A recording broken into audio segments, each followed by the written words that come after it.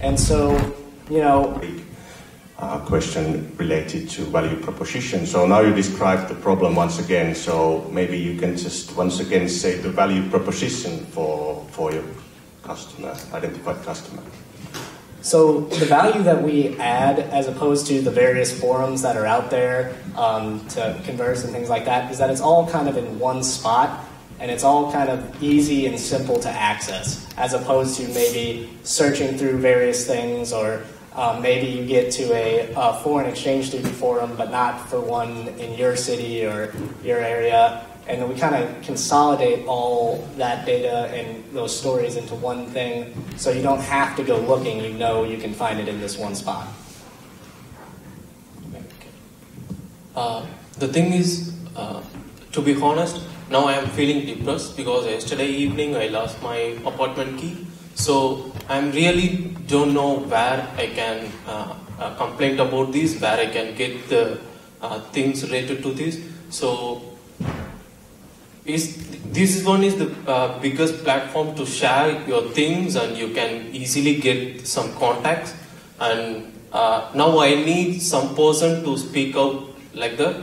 So really, for this kind of situations, for every people, it will happen. It may happen like frequently. Like this is a very small thing, but for me, this is something feeling depressed. So because the thing is, I need to pay my fine, and it's kind of 150 euros like that. So, and I need to adjust with my roommates for maybe for next 1 month or like that. So these kind of problems I have. So I think we give the solution for these kind of problems. Like. Okay, so you hypothesize the problem that there are people like you who have stuff happen to them and they need to find a network. So how many people did you actually verify that that hypothesis does exist out there and you have a potential solution? We actually talked to a lot of people in person that have said they've had these problems, these stressors, these cultural issues. But even more than the people we talked to, it was overwhelming in the surveys we put out online. People are talking about all these problems they had and the lack of network and place to talk about them, and they didn't know about the resources they can serve. But I think this app would be a very good thing, so people have those resources and have the information about them. I used to run the group of foreign students in university, and the questions were like, for me, that do we really need to be naked in sauna? So do you mean that kind of problems? I mean, that's very concrete. And one other comment, you should steal the slogan from the previous group that think globally and act globally. I mean, yeah, there are stupid questions maybe out there sometimes. One of the questions we got, I think, was, why does Alco close so early? And but those are the kinds of things that you might feel ridiculous asking in person to a friend, that online it might not be as stressful to ask of someone. Okay, one quick question, because all the time I was trying to figure out, because you talked about cultural integration and all that, and that's about building bridges. It's pretty easy to see, okay, how you would convince all the foreigners to download this app and to use this, because they have a need. But how do you convince the other side, which is the local community, to come here and to contribute? How do you get Finns inside this app? Go ahead. That is a good question. Does anyone else want to take a stab at it? Yeah, I thought about this yesterday evening, and I figured out with an idea that we have to come in contact with the student union, NISO, ESN, because they are the established communities with the contacts to both foreigners and Finns, and if we can cooperate with them, then we can get Finns access to our app. All right, and that is all the time we have. Let's give it up. You can stay right there for a second while our judges wrap up their notes. I have a couple questions for you as well. So tell me, and anybody can jump in on this one, but what was the most valuable part of the validation process this weekend for your team? And for you personally, like what maybe you found something special about that process, but I'd like maybe a couple people to answer that. I think the most valuable part of the validation process was we kind of went through, 8 different versions from our original. And the reason that we had to was because from the beginning, I think that's when we should have started validating. But instead, we started going to different things first, and then we kept getting into specific ideas that we were letting run too long before validating. And that, I think, caused a couple problems. And I think that's so valuable because if you go and validate, and you validate early, that's going to be the benefit in the long run of your project. Does anyone want to add in? Yeah. Go ahead. It comes to the validation, it's very difficult to give the questions for the people. So it's like maybe a structured way or unstructured way, it will be like that. So if you're going without a question, it may go somewhere. So that kind of things, maybe it's very tough to handle the part of validation. Yeah, absolutely. Yes. For me, the hardest thing was going out and ask people. And I interviewed with Owen 8 different people down, on the street. And we figured out that the most easiest way to get in contact with those people is not in the shopping mall, but it is on a bit calmer place. For example, next to the Tori Polisi, there were people walking around, but with a huge distance in between, so we can step by, talk to them without our feeling too occupied. Yeah. Maybe the biggest learning for me was that these guys started to use Facebook for the questionnaire, and of course they are a bit younger than me, so a lot of people answered and quickly, so I was happy about that. Yeah, there's definitely better tools, more tools now that help us reach more people, especially when you only have a weekend to work on this. And so I think that is a valuable tool for validation, especially if you can then maybe even get a phone call with them after they've replied to you very quickly. Hey, can I send you a direct message? Can we get on the phone? And then you can take that a little bit further. But I'm really glad to hear that you found that valuable. And you're right. If we work for too long without validation, then the problem is we could be going down the wrong path for much too long, and we could have saved that time. And let's face it, if you're a startup, if you're getting started with any idea, funding or time or resources are incredibly limited. So we really can't afford to waste time if there is a better option. Sometimes there's not. But thank you so much. I appreciate that. Big round of applause for him. Thank you.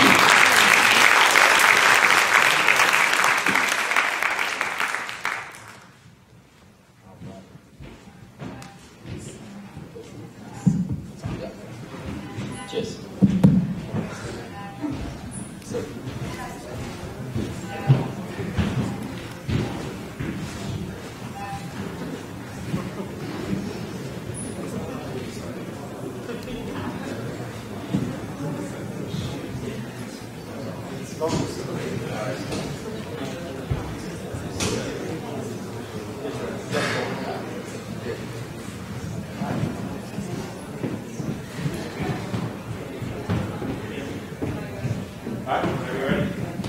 So, hello everyone.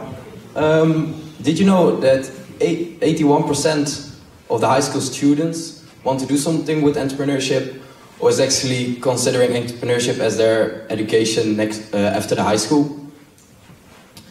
Actually, not all of them, not 81% is studying entrepreneurship at the moment in Finland. That number was actually way lower. It's 40% when they're studying their study. So we came up with the Entrepreneur Club.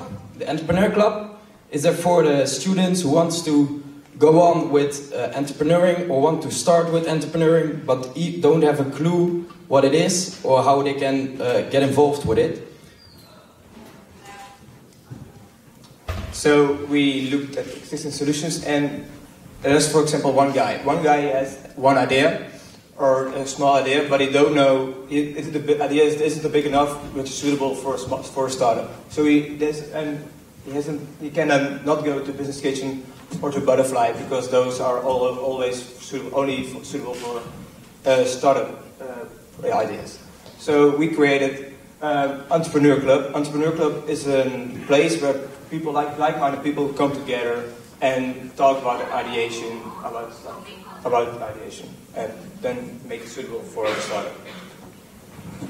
So the idea is that people come together, like-minded people who all like entrepreneurship, create a solution, create like a fun solution that has to be fun, and then create an idea suitable for a startup. So yeah, let's talk a bit about our team. As you can see, the team is Tom Rom.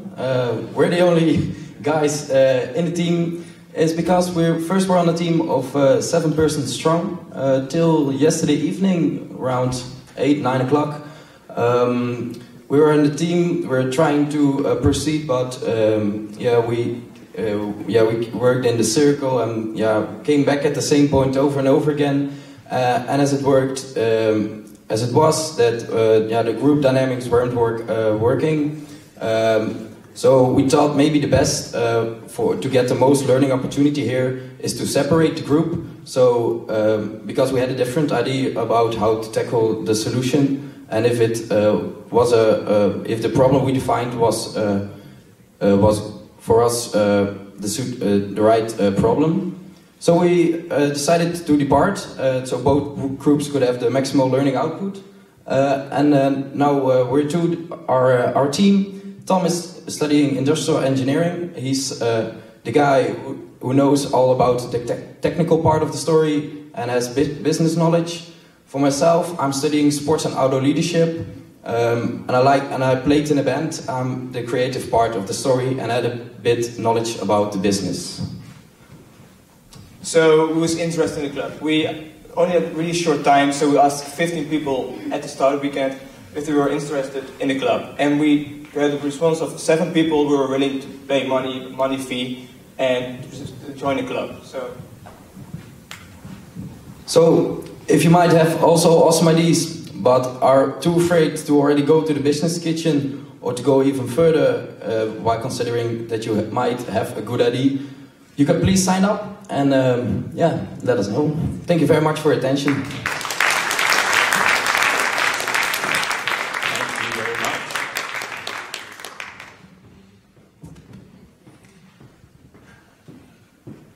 Okay, this is a really interesting idea to establish the entrepreneurship club, and I think that the benefit of this club would come from the companies which will be established due to your services.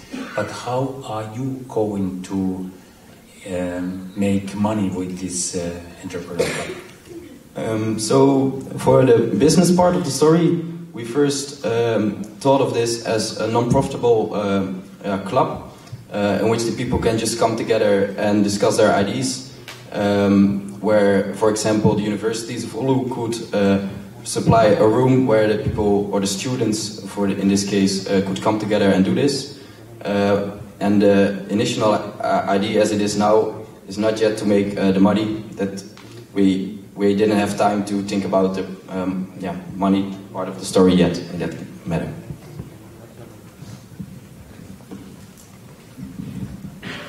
So you would be in competition with the business kitchen. Can you repeat it? So your entrepreneur club be in competition with the business kitchen? Not necessarily. We are like the business kitchen is mainly focused. They also do this kind of part, but not in an extensive period and not in a systematic way. And they do more focus on the startup things and the event part.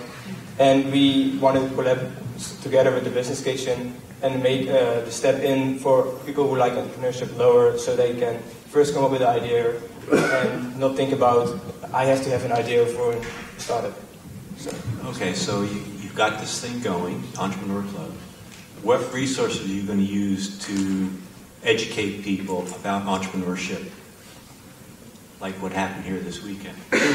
We want to actually we want to experience the people like what we experienced this weekend. We want to implement this like in an every week basis actually.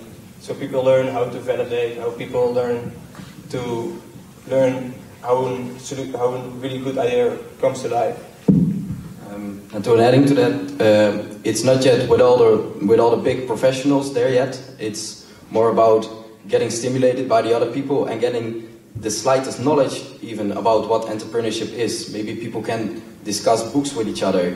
Imagine these are the people that really want to do something with it but don't have a clue yet what it is or how it can go on.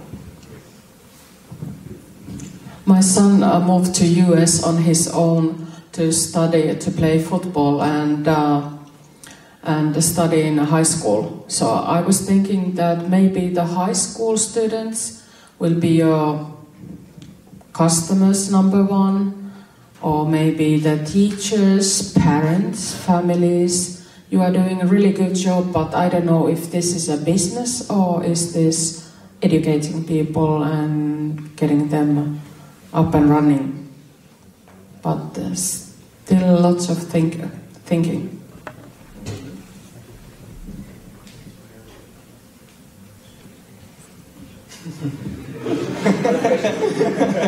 I'm stuck with the mic. Now you have to talk with us.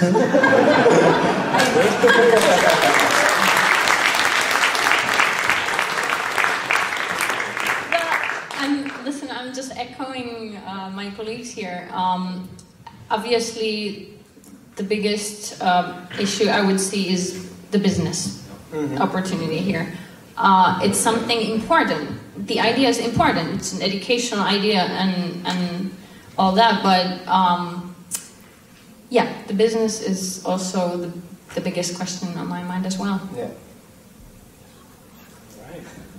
All right, thank you very much, guys. Let's give it up one more time. Stay right there for a second. I think we're wrapping up with a couple of scores.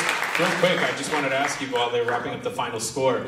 So you mentioned you made that decision to split up. Was that a difficult decision? How did you feel in the context of this event? Because obviously you start with a team, and then you make this big decision. We found it actually really difficult. We wanted to continue with the project. We didn't want to give up so easily, and we didn't find really the motivation to go on with the current situation.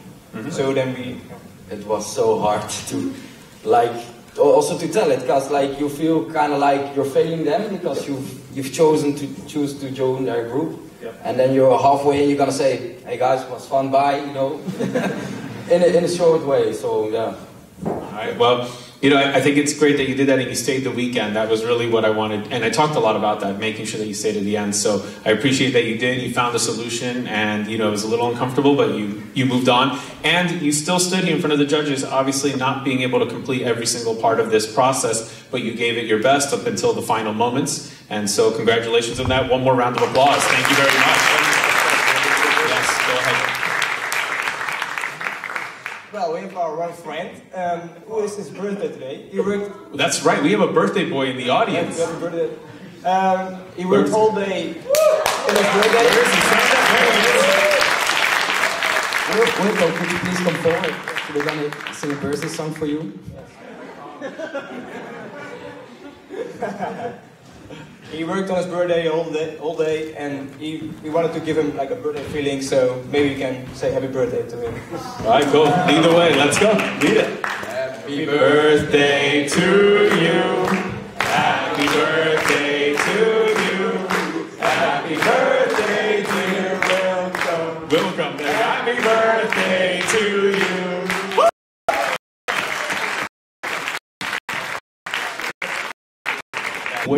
Is boxing. All right, one person or two mics? One mic. There you go. Here's your clicker. Yeah, there we go. He's like your left arm or your third. That has been the case all weekend. All right. It's easy to come after that kind of show. Okay. So are you guys ready? They are. Are they?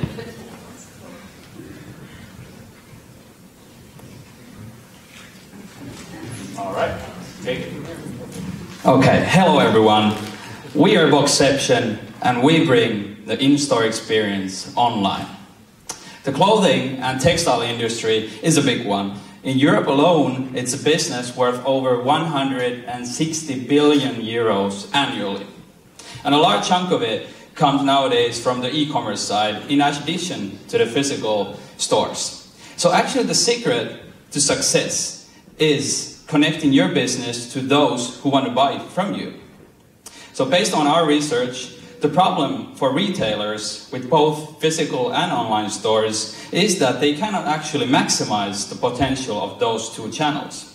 So how we know this is a problem? So we actually went out to the town and asked people from 15 to 50 years old what is actually their biggest problem when they're trying to buy clothing online. And it's finding the right size. We also contacted a director in a big Scandinavian clothing company, and he confirmed that the amount of online shopping inside their chain has increased during the couple of past years. So for them, it is really important to offer the best possible experience for the customers, both in-store and online. So how can we actually help them then? Our solution is the Boxception platform that helps companies to help their customers to find the right size clothing from their selection. So let me demonstrate it to you through a short story. So we have Andy. Andy likes to shop at H&M, and he also has the loyalty card. Now, he has been looking for a new pair of jeans, but unfortunately, he cannot find the right size inside the store because the selection is a little bit small. However, the jeans would be available in the online store. This is when Boxception comes to the picture. Andy goes to his local H&M store, walks into this Boxception, which is a fitting room equipped with sensors which get Andy's exact measurements. After a 1-minute scan, the measurements are uploaded to Andy's online profile in H&M's online store. So next time, when Andy's buying a new pair of jeans, he gets the recommendations based on his exact size. So this makes Andy happy, and this makes also the company money, because Andy doesn't have to return the jeans and change them to a different size. So how can we make it work? What is the business model? Let's start with our customers. So our main customer segment is the retailers who have the both physical stores and the online ones. So examples include H&M, Inditex, Stockmann, and Warner. Then about how are we going to price this? We're still actually looking for the right pricing model, and at the moment we have come up with 3 different pricing models based basically on the size of the company. You can actually see that this can be tailored to the company's needs, depending if you're a big one or then a smaller one. Then about the competition. We have competition, quite a lot actually. And in Europe, for example, there are quite many that do these scanning services, but their focus is actually a little bit on different business aspects. So one of them is a French-based Fiddle that already actually has 1 million users and over 200 e-commerce shops. But they're actually targeting the premium market.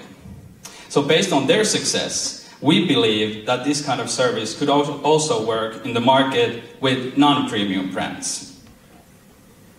So then about the team. So we're a team of 6 with a variety of different skills. So we have people with business and clothing industry background, people, that's a new word, like me, and people with engineering background who can make this really happen.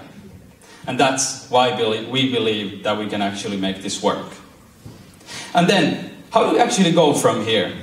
So the next step for us is to figure out how can we fund the development of the concept. And actually after that, we're ready to find a pilot company to test this out with us.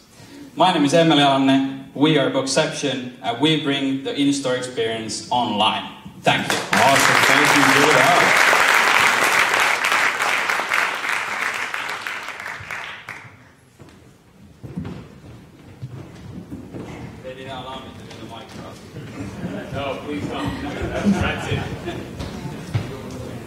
All right, first of all, I'd like to say that very intriguing idea. Great validation, great definition of a problem. I would love to hear about your cost structure. We would love to tell you about our cost structure. So we have a 3D engineer here. So Pradek, would you like to tell?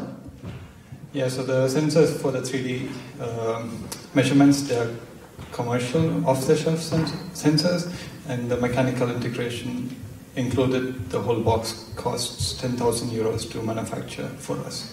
And rest of the charges, which are annual maintenance, they are similar to owning a very expensive computer.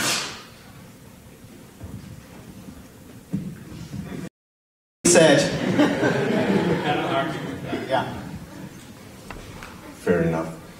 Did you identify any other kind of megatrends affecting your core idea in the business? Can you please repeat? Megatrends? Yeah. Did you identify, or do you have a feeling that you should be looking for something like as part of your next steps?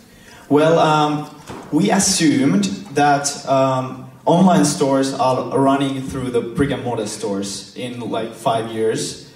But after contacting the director in the Warner Group, Warner, by the way, is the group which owns like Big Box, Kubus, all the big brands. So after contacting him, he told that they had this selling in store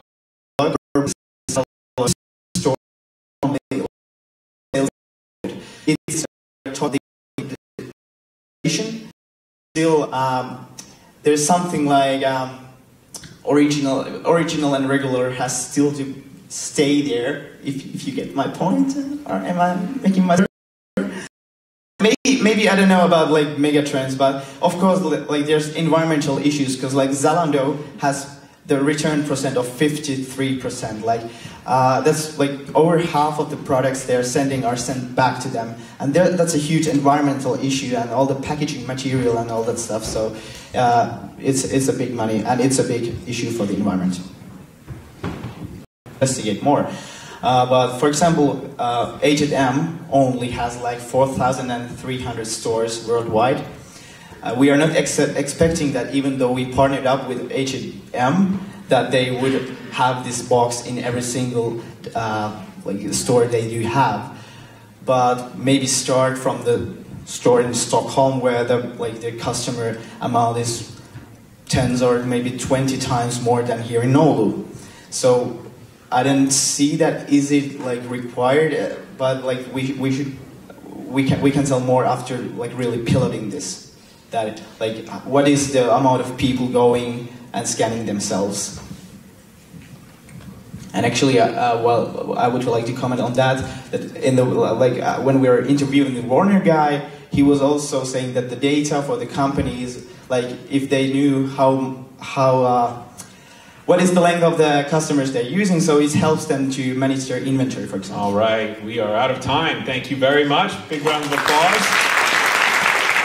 All right, they are wrapping up their notes right now. Let me ask you a quick question while they put the finishing touches on their notes. What was the most challenging part of identifying a problem, like the exact problem that you were solving in this particular market? Well, I guess our whole team can agree that the biggest problem was that there were so many ideas.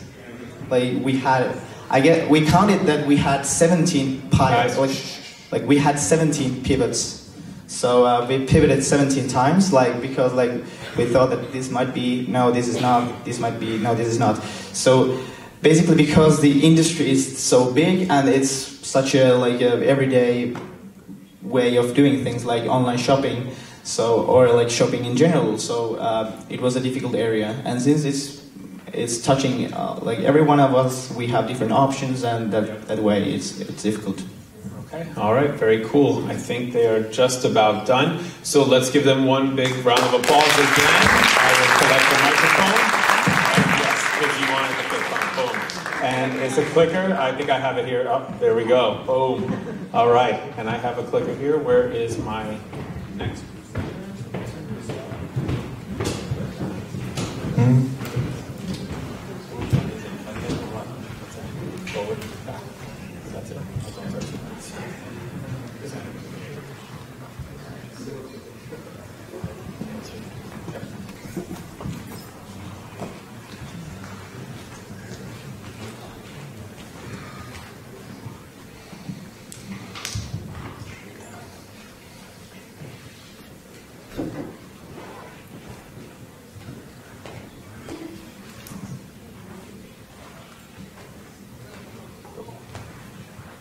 Can I go? Thank you, Anne. Okay, now. Yes, exactly. Hello. We are jorma.xyz. So there's this one problem in the web that updating website is hard. It's like incredibly hard. There's lots of people who just refuse to do it because you have to do lots of things until you end up having the new content on your website. So for us web savvy people, that's not a problem, but the rest of us, it is a problem.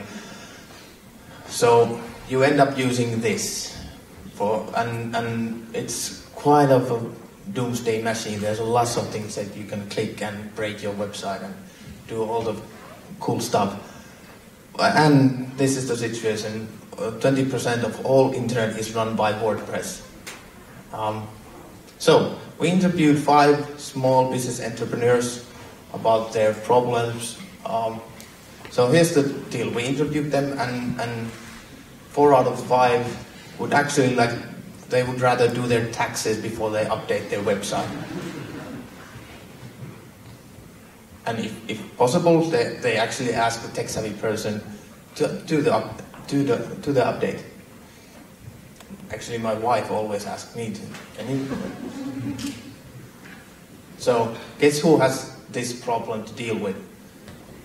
Who we gonna call? We're gonna call web designers.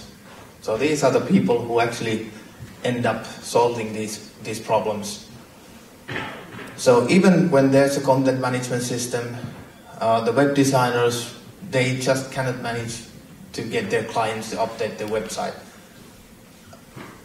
Instead, they will send you an email about 2 months ago after the project is finished and hey, can you do this, just this one small favor, can you update this one bit on the website, and it goes on and on. If you have 10 or 20 clients, you can imagine that what kind of workload it is. So it comes down to the customer relationship management. If you do it poorly, they will eventually churn out, and this is usually the if you say no to this small favor, the client will become sad, and eventually they will churn out, and they will even say bad things about you to their fellow entrepreneurs. So we did problem validations. We targeted freelance web designers. We did Slack interviews, Telegram, forums, WhatsApp, because this is the weekend is the time when they catch up on the whole all the things they haven't done past week. So it's clear we have a problem, and this is our solution. This is what we are suggesting. So first, of course, we validated the solution. We did lots of things. We did a landing page. We talked on Slack, chats, engaged audience on forums, Twitter, Facebook.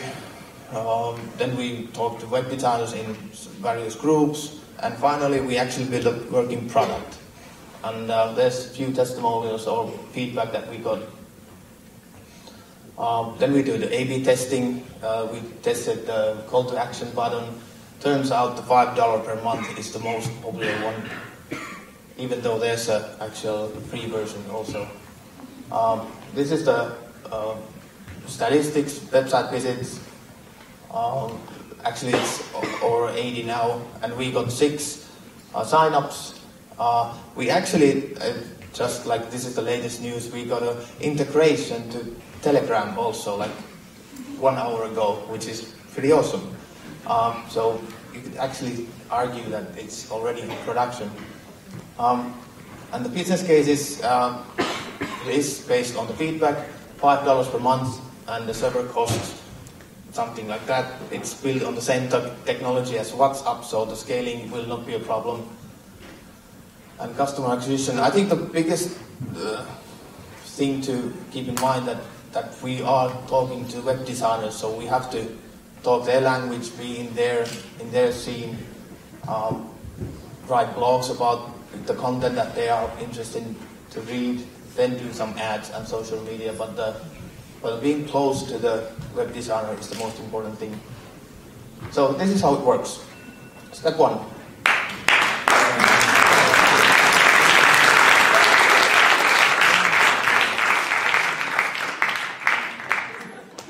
All right, so the judges will now ask some questions, and I don't know, they might ask you how it works, but So how does it work? What is the product?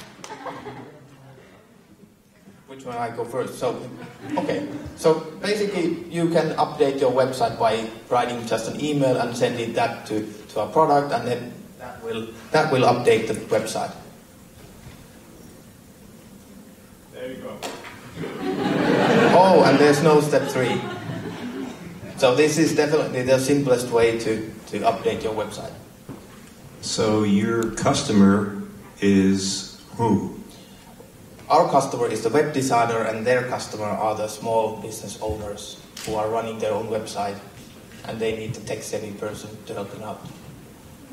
Okay. So you're facilitating the web designer's business? Yes. Okay. So how many percent of the websites in the internet could be your customers, technically? Basically, we don't want them all. We want just the freelancers. So in Finland, there's. You mean the whole population on the internet, all the web designers in general? Which one do you? So I think that technically the websites, they are built in the different solutions, different ways. Yep. So are they all available for your customers? Yes, actually you can use this on WordPress, on Concrete, on like everything. Okay, but how big is this market? Crazy big, but we are not going after that. We're going just to freelancer web designers.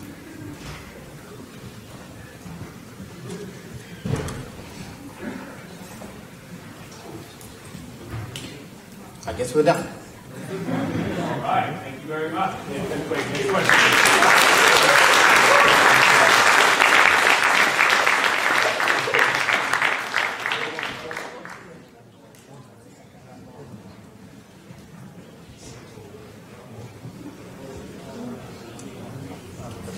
Hold on one second.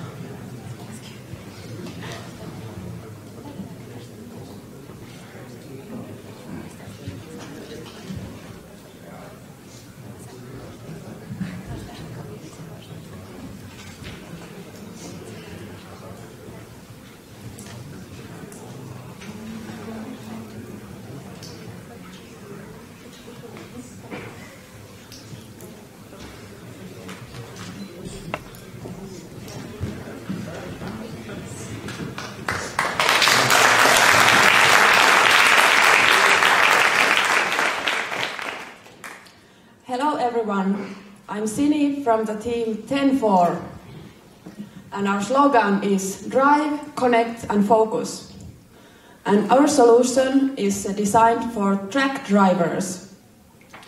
You are bored when you drive long journeys, you might have 12-hour days, and especially in big countries like Finland or US, you drive several hours in one direction and the roads are straight, and you might have difficulties in keeping focus. And the risky contexts are when it's nighttime, or when it's dark, or when you haven't been sleeping enough.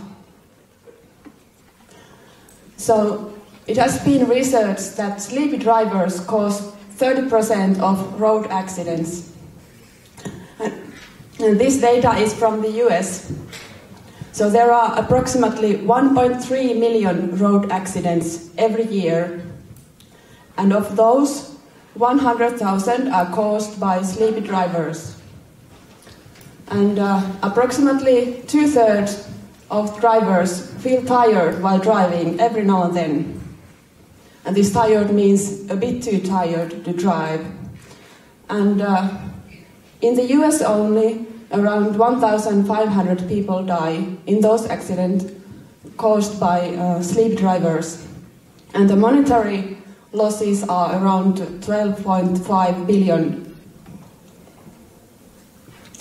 So we were thinking of different ways of how to keep these drivers awake while they drive. They have limited opportunities to have some physical exercises during the work because they have only short breaks. So the option on the left, audiobooks, it's good, but it's not interactive. Then on the right, some drivers use their phone, they chat or they watch movies or something else that might take too much of their attention, and that will lead to another type of problem. So there might be accident caused by not looking at the road but looking too much at your phone. So we tried to find the middle way, and it's calling to other drivers. So you could talk with someone and that would stimulate your mental state, so you could stay awake and more focused on driving as well. And feedback from one of our interviewees was that human interaction is very refreshing, and that was a truck driver. And now we have a demo. So we made a quick demo of the app. So you can basically register, you can download the app from Google or Apple Store. You can create your profile, and we just demonstrate shortly how you can meet new people. And this is problem especially in Finland. There are 85% of companies are small, they have less than 4 people, so they might not have their existing network inside the company. So they might, especially new drivers, young drivers, they don't know so many other drivers. You can't really call your home, your wife or husband or other, because they are usually sleeping when you drive. So it's better to call someone else who is driving and who is in the same situation. So here you can create a profile, you add your contact information, and you add some interest, what you are interested in talking about. And that's the basis how this application matches you with other users on the road. So you sign in. This is my profile. It shows the picture, it shows the rating, it's based on how active you are using the app and how other users have been rating you. And there is this broadcast option, so you can broadcast live video to other drivers near you. And so now you can choose existing friends you have already been talking to, or if you want to call to new drivers. So let's see. There is another profile, and you can see the picture, you can see the common interests between the drivers, you can see the rating, and automatically this application changes the picture every 5 seconds, so you don't have to be so active with it. Okay, this is an interesting driver, I will call.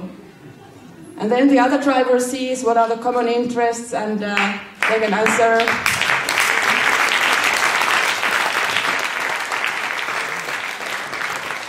And after the call, okay. Yeah. Right there is good. It's funny, I heard the alarm ring, and when you hit call, I thought, oh my gosh, it rang. That works. It works like right away. Did anybody else think that? Okay. All right, so we'll go ahead and start. The timer will begin. Okay. Okay, team, welcome here.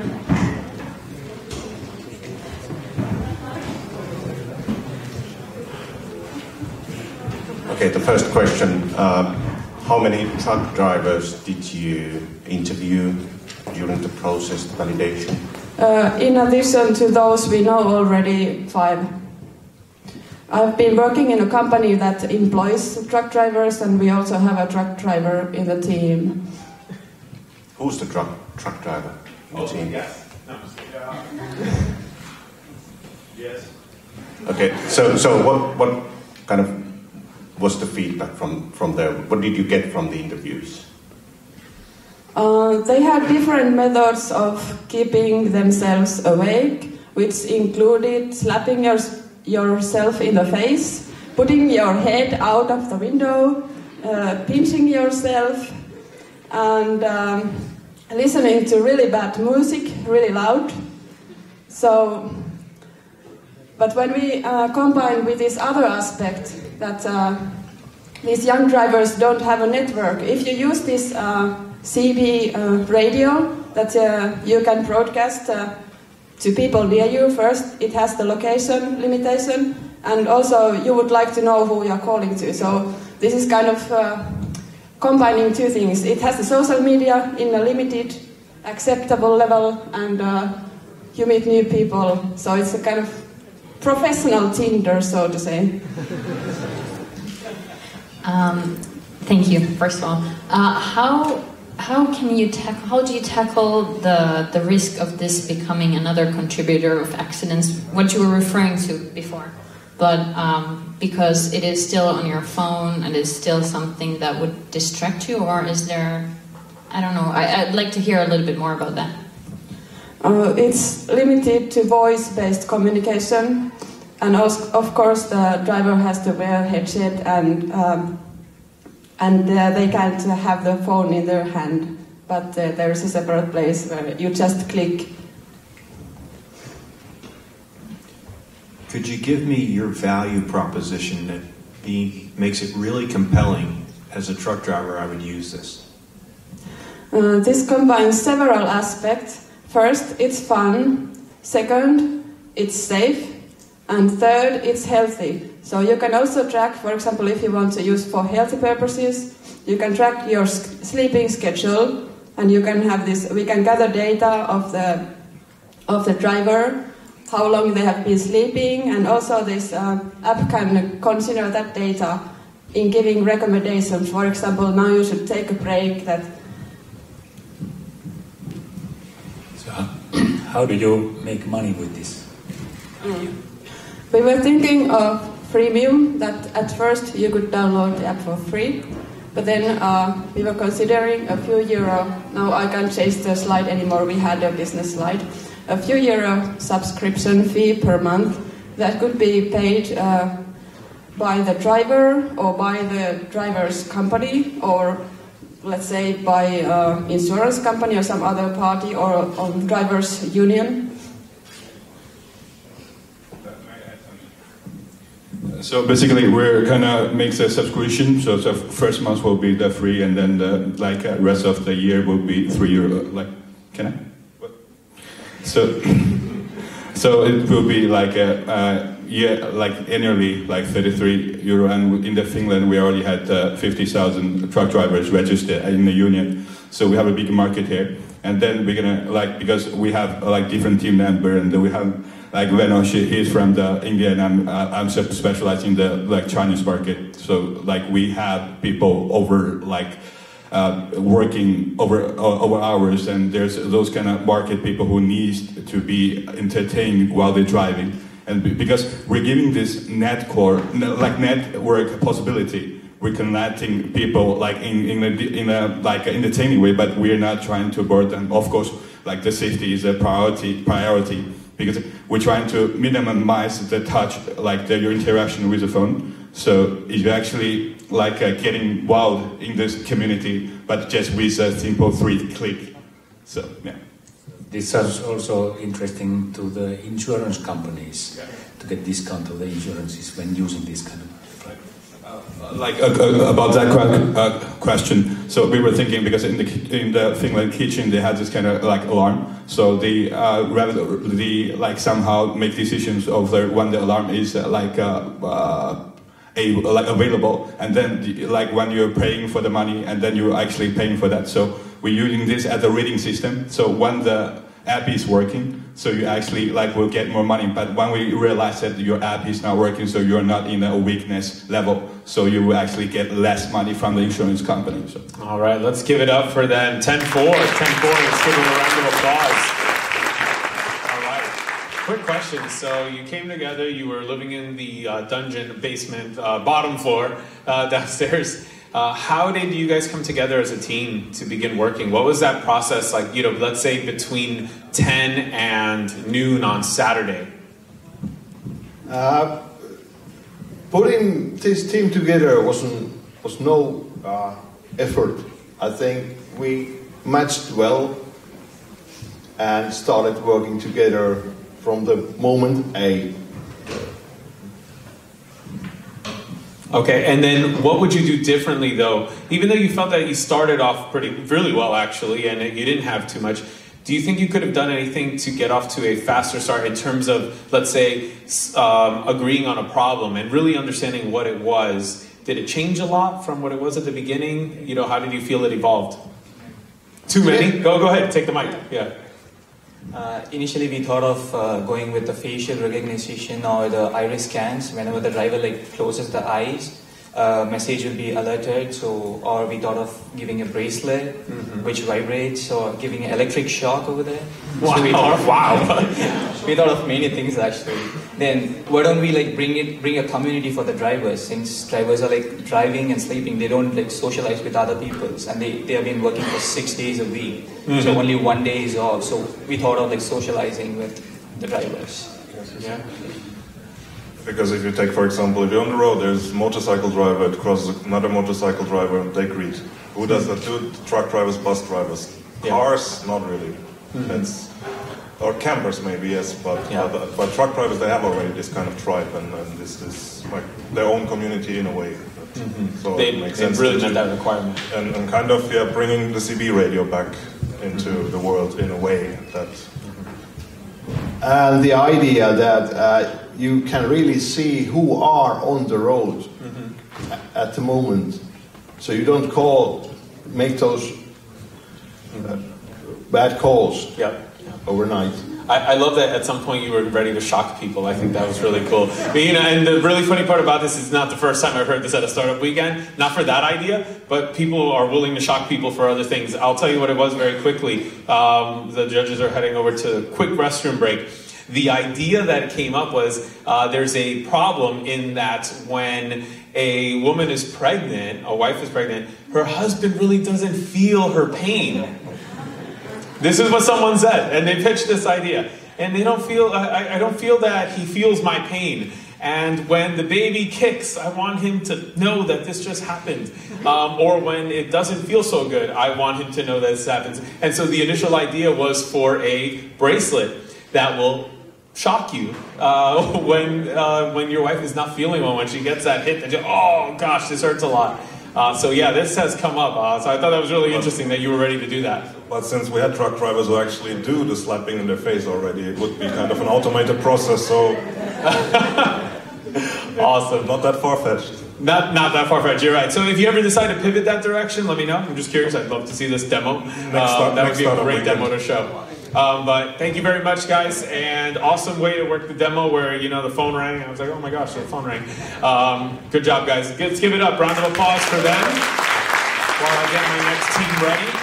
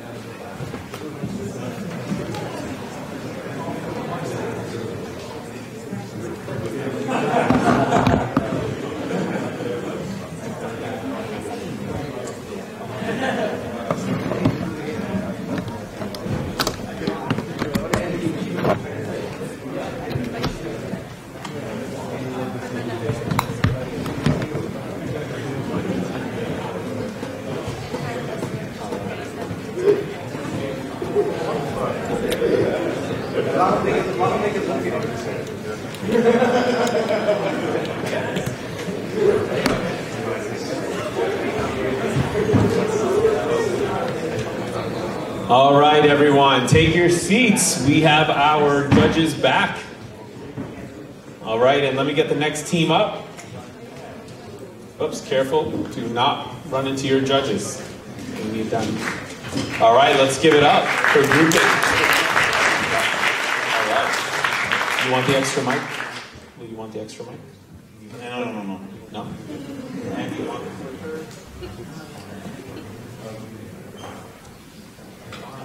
the timer is ready. Okay, second. And whenever you're ready, go ahead and begin. The timer will start. What's the plan for today, Sergio? Well, I think that we should look for a hiking plan with another group of people. Other group of friends is out of town, and we don't know anybody else. Well, that's true. But there's a bunch of people. Why don't we go and meet them? I think that's kind of awkward. But don't you think that having an app will help us to solve this issue? Yeah, I think so. So let's get together and let's go grouping. So grouping is an app where you can find different group of friends at your to hang out with, and it also will provide you with different discounts which you could apply to some different plans. It could be like going to a nightclub, to a bar, to a restaurant, any kind of plan that you want to do. Also, we wanted to test is wanting to meet new friends was actually new group of friends was actually a problem. So we asked this question and we found out that 85% of the people found this a problem, and out of these 85% of the people, 54% of them said that it happened to them less than a week ago, and 20% of them said that it happened to them less than a month ago. So regarding our business model, we've defined our users as young people aged between 18 and 25 years old, so mainly university students. And regarding our customer, we've decided to focus on a niche that will be like bars, restaurants, nightclubs. And they will pay us like a fixed amount whenever a user uses one of our coupons at their place. We've also actually contacted several bars and restaurants, and we've gotten very positive feedback from 2 bars and 1 restaurant.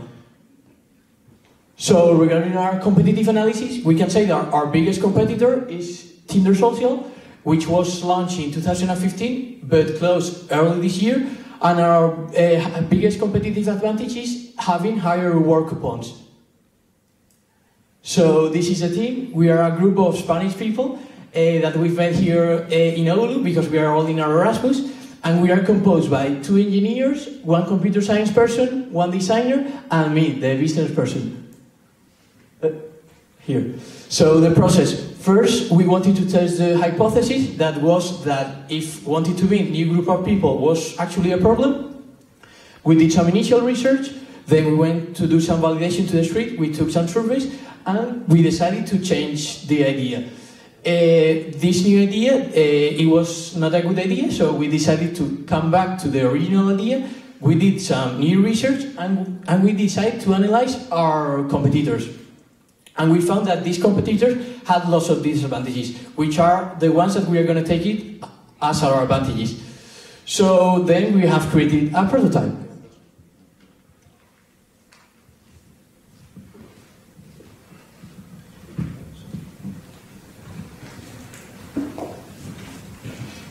I have just found one useful app with this called grouping, and it's for free.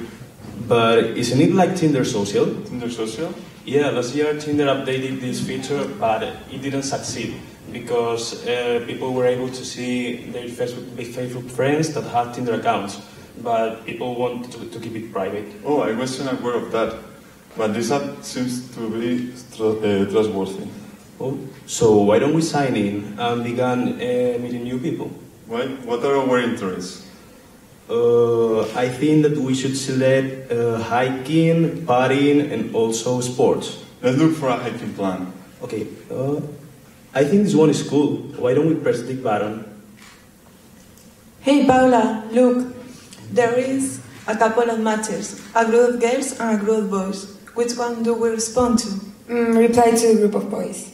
Okay, but first, let's check if there are any discount so we can go somewhere after the high.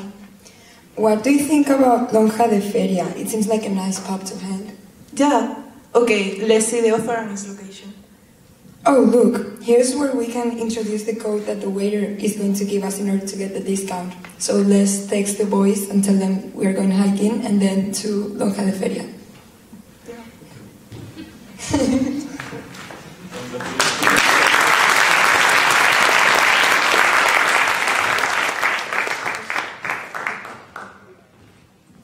Thank you very much. All right.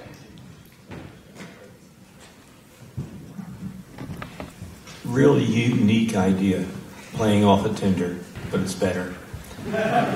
Yours is better than Tinder. So, have you spoken with any bars, and how much of a discount were they willing to give out? We've actually contacted 6 bars, bars and restaurants. Out of these 6, 3 of them said they could be interested in the idea, and we were talking to them about that 10% discount. My daughter is in your target group. She just moved to Monaco and just started the university and looking for the friends. Can't find, everybody's there. There's no campus, they're living on their own. So definitely there's a need for this kind of solution. But you need to think about, of course you can advertise it through the social media.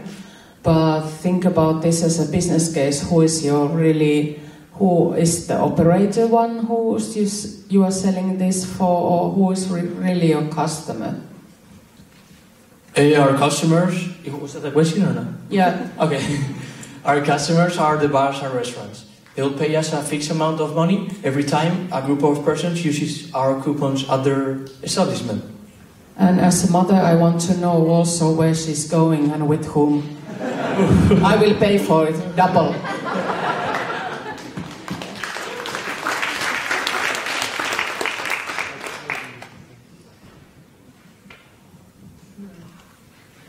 Yeah, I'm also mostly concerned about the money aspect, how you actually make money with this, and that's my biggest concern. Yeah, we thought about getting every time a group of person goes to a bar with our app, they'll have a minimum consumption of €20 and they'll get the discount. So every time they go and use our discount, the bar will pay us 10% of the revenues. That's what we thought. And we did some analysis, and we figured out that we will reach break-even point in the 13th month. And we can show you in more detail. Yeah, here we will reach the break-even point in the year 2, in the 13th month.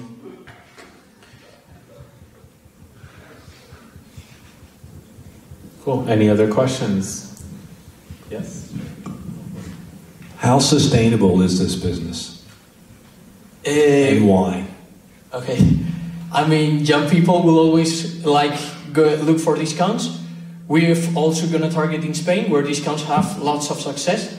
And we actually are all Spanish, so we really know the Spanish market. And we think university people will always want discounts. So it's for a business that will be working forever.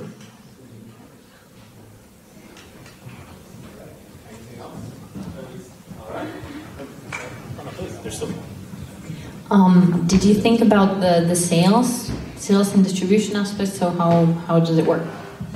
So we're gonna do advertisement in social networks. We've thought about Facebook ads, Instagram ads, lots of also Spotify ads maybe. And month to month we work a lot, and hopefully it'll barely go up, lots of ads. So hopefully this will go barely up.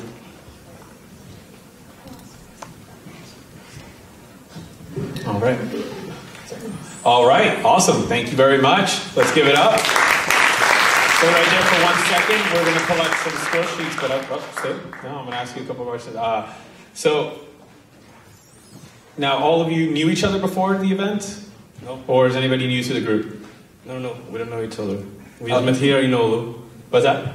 You're up? Yeah, we met here in Oulu, but... You've met, okay. Yeah. Okay, very cool. No, but is anybody new to the group from this weekend? I'm wondering, like this weekend when you showed up to the event. Oh, no. Everybody already knew. Okay, all right. Well, then there you just killed a bunch of my questions for the team. But you know, it's really interesting. I don't know if I got to tell you that there was a team in North Carolina when I facilitated earlier this year. Same idea.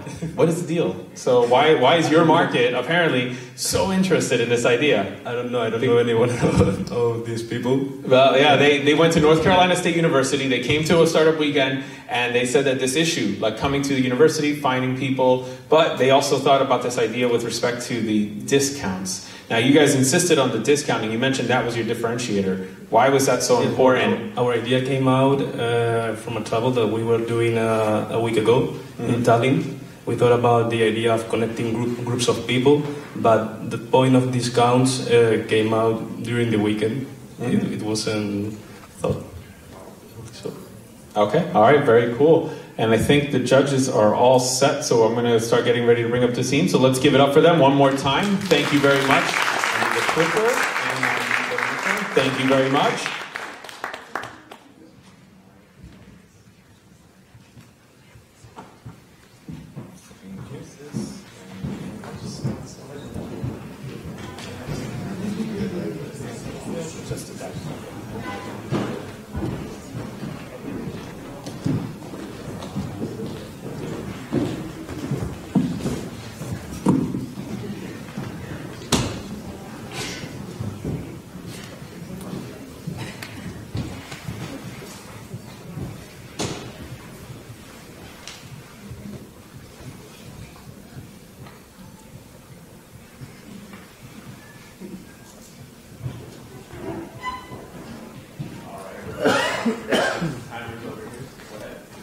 Hello everyone, our product is IntelliPark and our slogan is gain money by leasing your parking space. So the problem is, we found out with doing interviews that people find it hard to utilize their own parking space. So there isn't really a flexible way when they can rent their space when they are, for example, at work. So we came up with a solution. And the solution is to create an application or a platform where people can start renting their own parking spaces when they are not available and not at home. Well, the value we will create with this is that we offer the customers the landscape. There are a lot of competitors, unfortunately, but most of them are all focused on the public spots and not very much on the private spots. For example, there are currently none, there isn't an organization who does the same in Finland, so we will be the first with doing this. Our theme, well, we are a bunch of mostly students and some are just graduated, and we are mostly business and engineering. The thing that really connects us is that we come all from different countries, but we are all very familiar to this problem because it's a global problem, and that's the reason why we came together.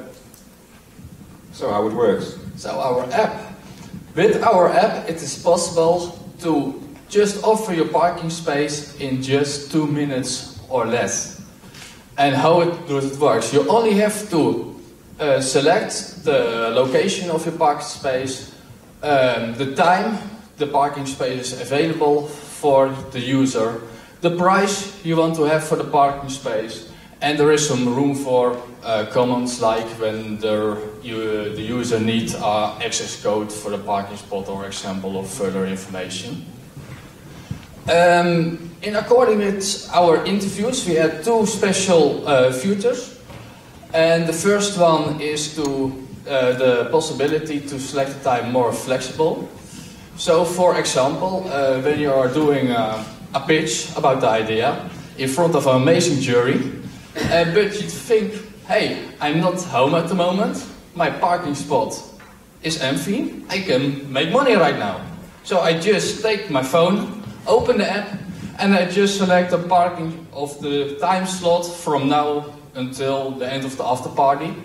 So I can earn money just right now when I'm not home. And the second ad we made in according with our interviews results is the possibility to get a notification as a reminder from, hey, in 10 minutes there will come somebody for your parking space. be sure that it is empty. So we would like to ask you to follow us on social media. It's possible on Facebook, Twitter and Pinterest. Thank you for your time. Thank you.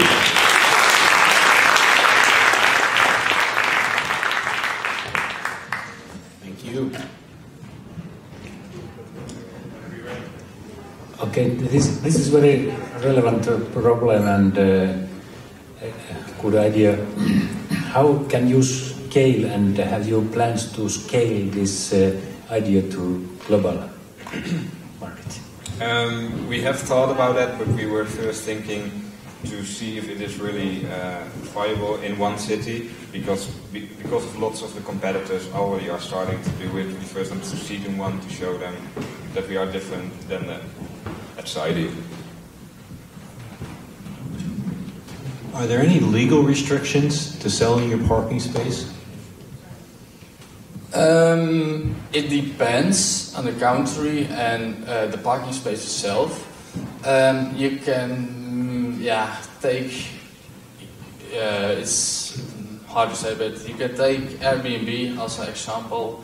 That company also succeeds in doing this only in another way. About the validation, you probably validated your solution from different peer groups. What kind of feedback you got from these different groups?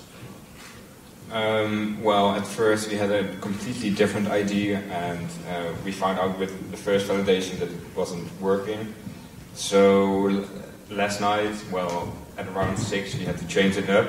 So we started asking people who live in familiar cities to do something like this, and we showed them the prototype on just going through the process as we did here, and they said that the thing they were missing was that you can put on your space for not only for a day or for a long time, but just say, okay, now I'm not here, now I can put it online for a couple of hours and see if someone's interested in the place.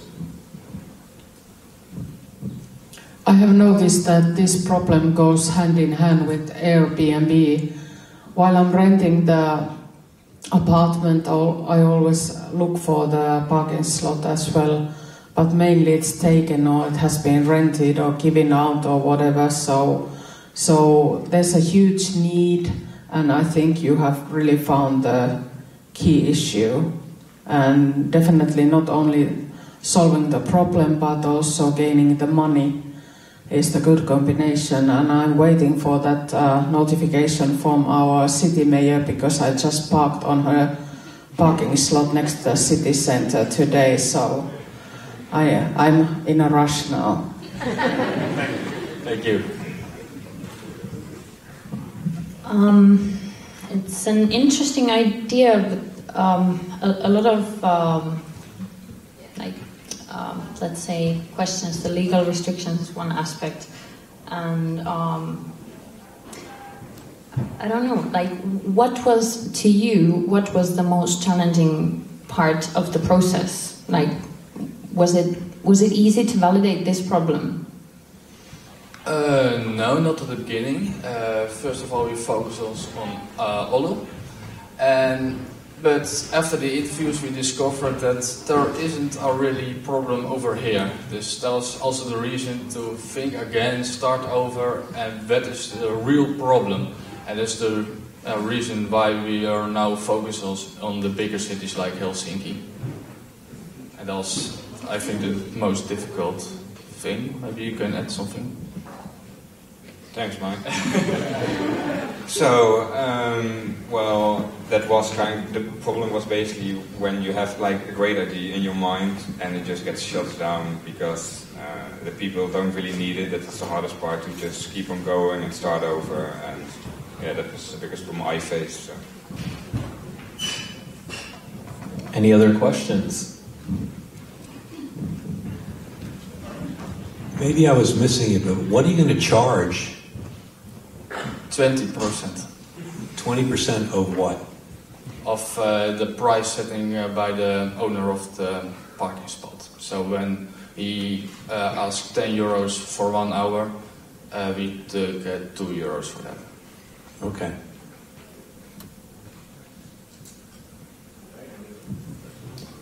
Looks like that's it. Thank you very much. Let's give it up for them. All right. Cool. So the judges are wrapping up their notes. Very quickly, what's the best thing you took away from this weekend about the process or even your idea? That failure can be good, I guess. Pardon? That failure can be good to face, because at the end it will let you go forward. So that was the biggest lesson for me. Mm-hmm. You revise that idea, so you're always making it a little bit better each time. Exactly. Did you have something? Go ahead. In my opinion, it was the whole process. Just that it is possible to do a thing like this in only 2 days. That's amazing. Yeah, exactly. If you stay focusing, you have a process, there's a lot you can do in 2 days. So, no, that's absolutely very true. And there was a comment that was made about the last team. There was a legal issue around one. Who had that comment? Did somebody have a comment about that? Let me hand them the microphone. Stay right here for a second, because I don't want to miss this. I thought this was interesting.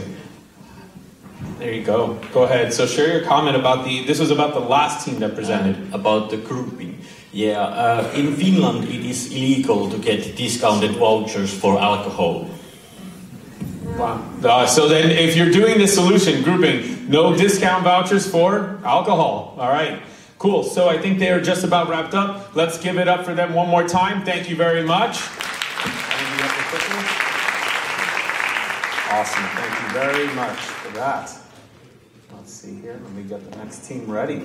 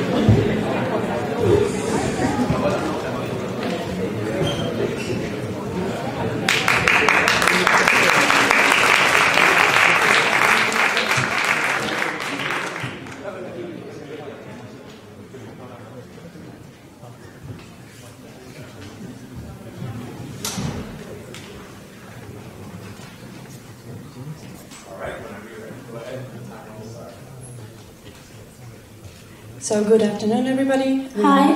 We are Have To Cafe, a place where people are helping people.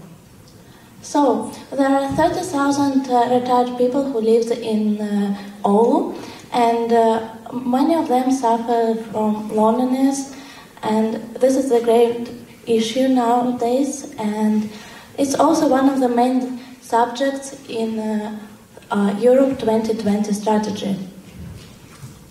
So, How To Cafe enables elderly to come to a place. We are organizing events for elderly. We are enabling them to find like-minded people, to exchange experiences and skills, and also to build meaningful relationships, while enabling them to share their experiences and skills. We are also enabling them to learn from each other, and by then they can expand their social networks. By expanding their social network and increasing their self-worth, by learning and teaching from each other, they can fight the loneliness together. So, during our research we found out that many cafes have dead time where there are no customers during the opening hours, and the most interesting thing that at the same time retired people are free. They don't have anything to do in Oulu, and that's why our solution come from. So we want to contact such cafes and ask them to provide us a space for our events during that time, and after that to contact our customers. Our main customers are children or family members, like of retired people, who are caring much about their elderly people, parents or relatives. And so, yeah, and we will contact them outdoors with our outdoor marketing or via email, social media. So, but to make our business sustainable, we need to charge them. So we are selling our tickets for the events. And so we have to start somewhere. For the first few events, we will have to find some of the elderlies who will be willing to share their experience or their skills and to share it with others on these events. But later on, we will encourage the participants to share their experience and their skills and knowledge, because we believe that the people in elderly people have a lot of knowledge and skills which they have gained throughout their whole life, and they would love to share it with someone. And how can it look? It can look like this. It's a cafe full of elderly people, learning, teaching each other, having fun, also having a cup of coffee or lunch. So what we found, we have a lot of competitors, but we differ from them. We are not concentrating on specific place of providing events. We are moving from point to point, from cafe to cafe, and we are providing with a homely atmosphere during our events. Also, we are trying to concentrate on aging group and interaction of our participants in the events. So our team, we see ourselves as an interdisciplinary team. We are covering areas such as business, welfare, social care and design. And one thing that connects us all is that we all have grandparents or great-grandparents we would want to have such a service for. And we believe that with all the different aspects of our team, we can make a real difference to elderly people. And throughout this really hard weekend, we were able to actually contact few of our potential event partners, and we got a positive response from them, from the cafes and restaurants. And also we were able to contact few of our potential customers, the children or grandchildren of the elderly, who were really interested in our idea, and they actually asked for our contacts and more info and brochures and flyers. So if you are interested, so you can check our webpage or Facebook page tomorrow. It's not yet done. So thank you. Thank you.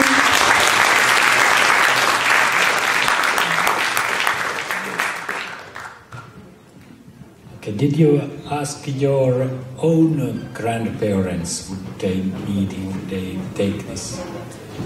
Yes, my grandma actually volunteered to be a guinea pig in this experiment, and she would love to go to such an event. For start with some friends, but then expanding your social network. Excellent. And actually, my grandparents were actually organized such events about a few years ago in my home city. So that's why when I heard about this idea of the pitching, I said, okay, that's what I want to try to. Okay, can you just once more state briefly your business model? Like, how does the money go? Where does it come from, and so on? So we are charging for the events. There will be a ticket for one event at the beginning, and as time goes by, if it's successful, we will offer, for example, four events pass for a smaller value than for one each event. And the main target group is are the close people to elderly, so they can buy it as a Christmas gift or as a birthday gift for their loved ones. Is the social media marketing enough? We also mentioned the outdoor marketing, which we also considered.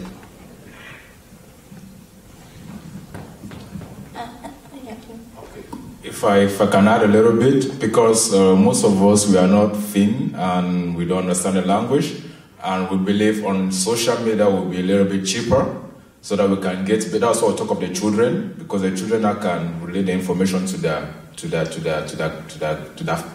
parents, and also we do outdoor advertisement. That's like meeting them on the street and talk to them also. Well, personally, I have to say that whenever there's some kind of a ethical point to a business, I just have to love it. But this being said, I know I sound like a broken record, but again, I'm mostly concerned about if you can actually make money with this and create a business. This is my number one concern, of course. But and can I get some idea about the numbers? Like what were you thinking about charging? In what scale? So actually, when I think about this business as a kind of non-profit business, so it's not non-commercial one, and about numbers, we were thinking about from 1,000 to 2,000 euro marketing, and we hope to get like it from maybe from winning of some competitions or getting sponsors or something like this. It's like a startup budget. After that, we hope to occupy ourselves with selling of our tickets and so on. So, as it was mentioned in the presentation, our ticket costs 20 euros. It's one-time ticket. When I was thinking also about 4 times and 5 times tickets, it will be from 70 till 90 euros. So, for example, 5 times tickets will be 85 euros. How do you secure the quality of the content? Actually, we don't. We give our users, our visitors, participants, a chance to choose what content they would like to have. So, for the first month, we are providing with professionals, as we said before, and after we want, like our participants, like choose their content by themselves and like providing the topics, like choosing the topics by themselves.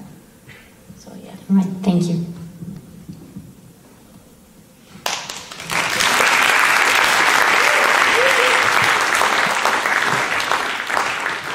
Thank you very much.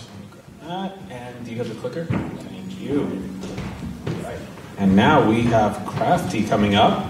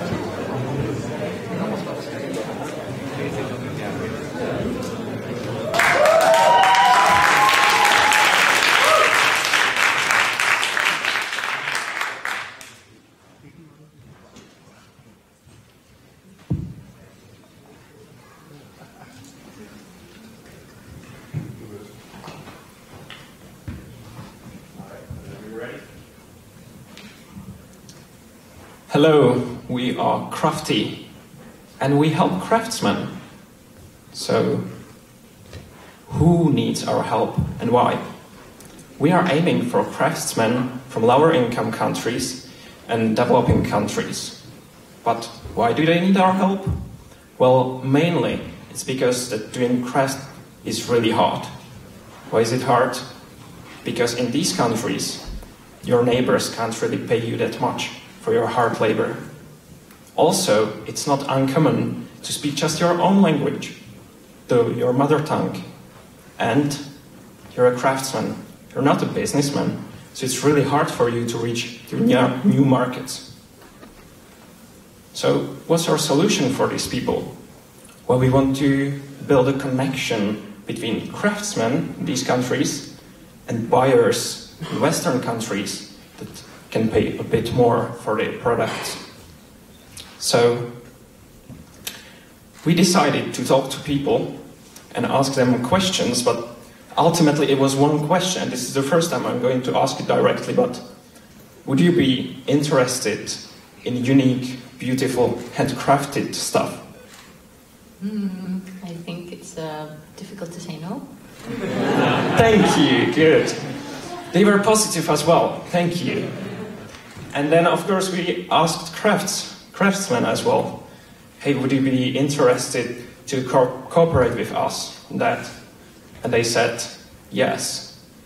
So our next step was to establish a web page. We just started a web page, which you will see soonly, and asked 2 of our craftsmen to join us.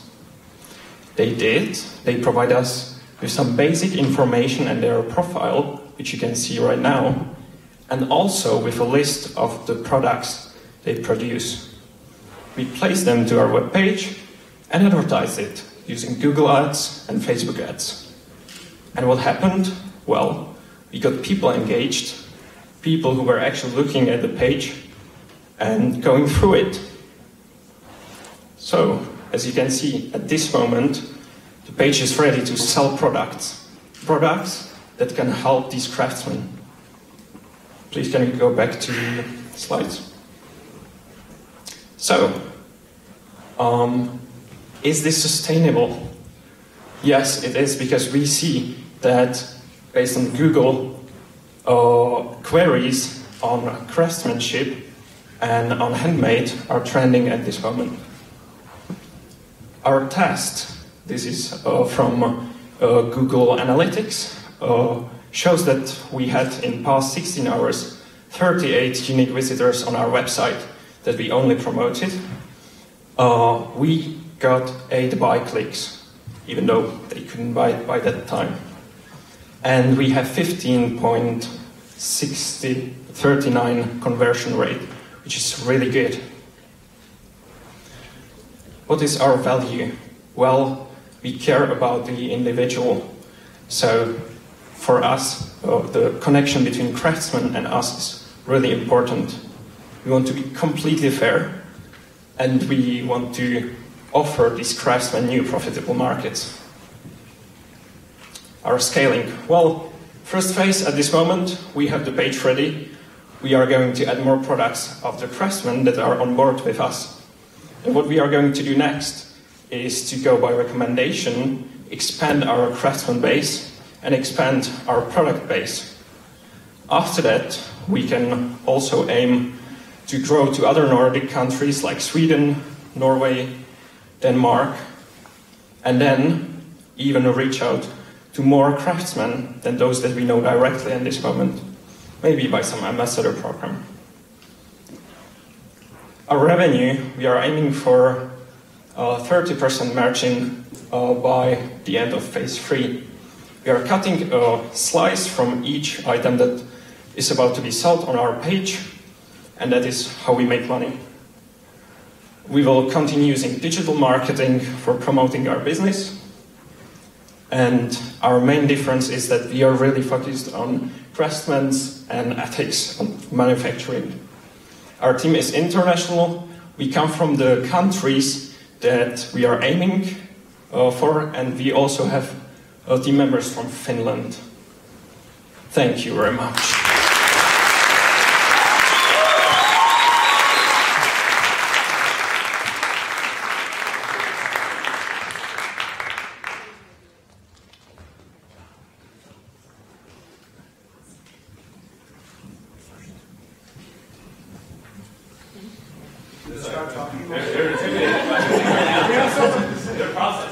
So, very stupid question. Will 3D printing be your competitor in future? I'm so sorry, could you please So repeat your question? 3D printing, will it be your competitor in the future? 3D printing will be our competitor in the future? Could be. Could be, yes, it might be, but we're still kind of talking to people that want products that are crafted by hands, right? And authentic and personalized. Yes, you can do personalized with 3D printing as well. Of course, that's a good job. How will you establish the price from the craftsman? So, well, the first craftsman we spoke to in Bosnia sells his knives for 70 euros. And costs to make his knives for 70 euros and would sell them to us for 100 euros. And we've established a Finnish market value for the same product here is 200 euros, based on competition, what they're doing. The exact same products here, Finnish individual artists, they sell them for 200 and up sometimes. So it will be depending on the craftsman. It will be depending on the manufacturer. Like we said, we're aiming at a 30% margin. Sorry? And depending on that, yeah. Hopefully you do a less margin than the craftsman. But my question is that you are also saving the world, am I right? Yes, that's right. Yeah, that's what I loved. Yeah. And next question will be that when those people are more aware about the knowledge how the world is working, they might educate young people to follow them in their career. So I try to save the rest of the world as well. Exactly. That was a little bit what we aim with the ambassador program, because we were thinking ahead a little bit. So like we said, for now, the ambassadors would be us, the people that come from those countries, but in time, the ambassador program would be young people that come from those communities and could be the connection with the craftsmen, but that could also go through with that process. Yes. I get interested. Thank you very much. Thank you. I'd be interested in finding out, how did you come up with this idea? Just woke up in the morning and wanted to save the world. Yeah, I didn't want to pitch that idea, but I think people should care of each other, and I think this is a huge opportunity because I know several craftsmen personally, and I know they are struggle. They work really hard. In my opinion, they don't get enough.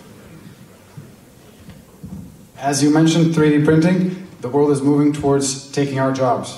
When robots are going to do anything, we're going to be left behind. There's going to be people implanting chips in brains, advancing with the robots. There's going to be people that just want to be human. So these are the vast tasks that we could establish and popular and save the skills that they're disappearing right now. Thank you. Okay. Thank you very much. Guys, whoa, look at this, I love it. Don't leave yet. Very quickly, while they wrap up their final notes and comments, what was the biggest challenge around selecting a problem? Because I remember early on you had about 5 different, you were saving the world was their problem, that was a challenge. And how did you narrow this down? You had so many choices, so many ways to go. Yeah, as you mentioned, saving the world is a complex thing. So, yeah, I think that we actually discovered that it's really good to sleep over something. So we went to bed, and next morning we just came up with a better idea. And we were able to narrow it when we actually returned to the original idea and put the craftsman to first place. And then suddenly it all made sense. Awesome. Well, you did a great job. Thank you very much. You have a comment to make. I know you're itching to make one. It all makes sense until some of these judges or some of the Q&A people ask us a question we still didn't think about. So please do ask us questions we still didn't think about. All right, very cool. All right, let's give it up for Crafty one more time. Let me get the clicker. Wow, you were ready to take that home. Look at that. Oh, gosh, it's a good thing I asked. All right, and so I am going to give it up to Anne and Carita in a second, but real quick, guys, you made it. Give it up for yourselves. Make some noise. Make some noise. Come on. There we go. Great job. Is it a little bit of a relief now? Oh, come on. Really? You can tell me. Yes? No? Do you want to do it one more time? Look at this. I like this guy. He wants to do it again. He's like, I'm ready to do it better. What's that? Yeah, when is the next? We got it. Look, they're already asking for more. All right, February. All right, February. So I will hand it off to our two awesome hosts. Let's give it up again for all of our organizers.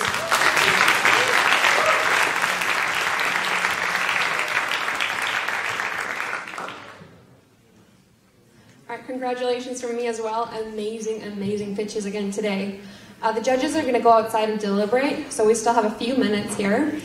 And actually right now, since you've all been sitting for 3 hours, except for the short time that we were pitching here, I want you all to get up now and do the biggest victory pose that you'll ever do. Just like now celebrate. Get up, get off your seats. Make some noise, come on.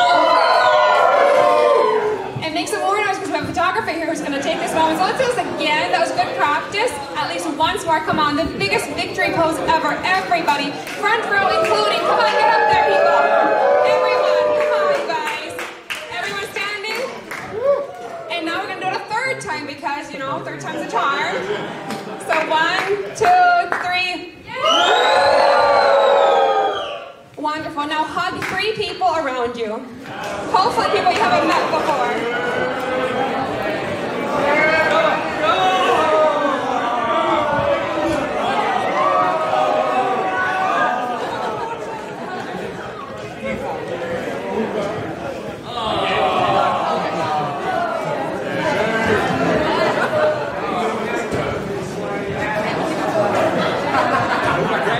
Good. Keep hugging. Good. You got your hugs in?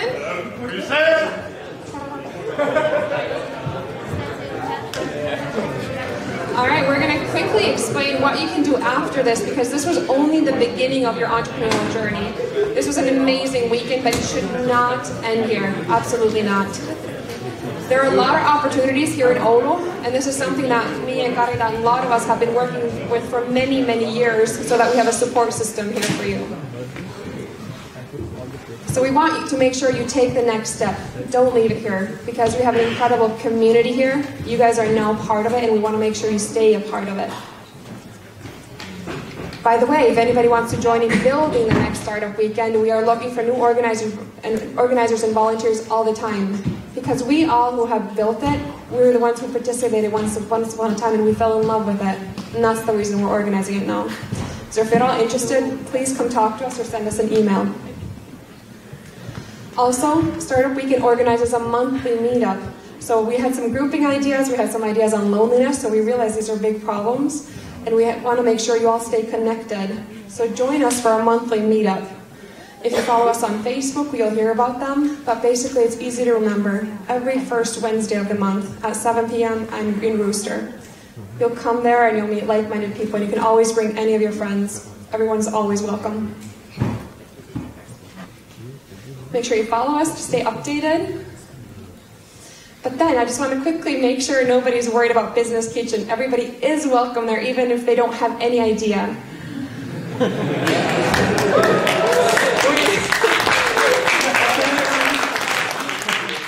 We really want to especially collaborate with Entrepreneurs Club, but every single startup here, of course. We want to make sure you come there and also develop your ideas, but also with Entrepreneurs Club, right? We're going to collaborate in the future? Absolutely. Sorry? Oh, we will absolutely add the logo there. Very good. Good sales. All right, so just quickly, Business Kitchen is the university's entrepreneurship hub, and we have lots of different activities to help you. We're actually one of the main sponsors here as well, so we're the people who really want to make sure we have lots of new entrepreneurs in Oulu. We have an amazing other event coming up called Venturing Research Challenge, which is a little bit similar to Startup Weekend, except there, instead of pitching your own ideas, we have researchers pitching the amazing discoveries that they've made in their research. They want incredible commercializers, business people like you, to join their research teams, and for 3 days you turn that research into a startup. You all know how hard it can be to come up with ideas, and there are actually some amazing innovations that have been created, but these people are looking for the doers to join that team, to build the marketing plan, do the marketing concept, turn that innovation into an actual business. So hopefully you join us in November in the Oulu University Telus Innovation Arena for this event. It's completely free, it's during the week, and we can try to find a way to make it part of your studies, but make sure you come there because we need people like you who have done this before. Now that you've already done it once, just imagine how much easier it is to do it a second time. And just quickly, we also have this program called Avanto Accelerator at the University and University of Applied Sciences. It's a 6-week program that helps you go from this stage onwards. We have weekly workshops with mentors and different coaches who help make sure that this isn't just a weekend event, it doesn't stop here, but we build it into a systematic plan for you. Actually now it's been changed so that we actually have 2 pathways now. So we have the accelerator program, but we also have a tailor-made incubator program. So you can start whenever you want, and we can tailor-make the program for you. But I definitely recommend joining the accelerator program because you can see how much power you get from working with people at the same time. Don't do it necessarily on your own. How many of you are thinking of becoming entrepreneurs after the startup weekend? How many of you want to be entrepreneurs someday? Seriously? Come on, people. All right, this is pretty good. 70-80%? Very cool.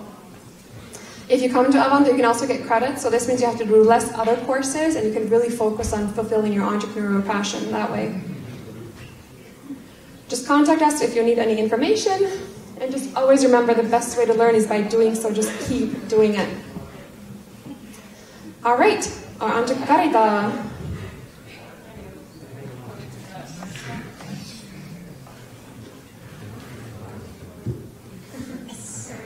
Awesome. So everyone, now that you're finished and you can concentrate, you should go to that address, so slide.do, and use the code SWOLU.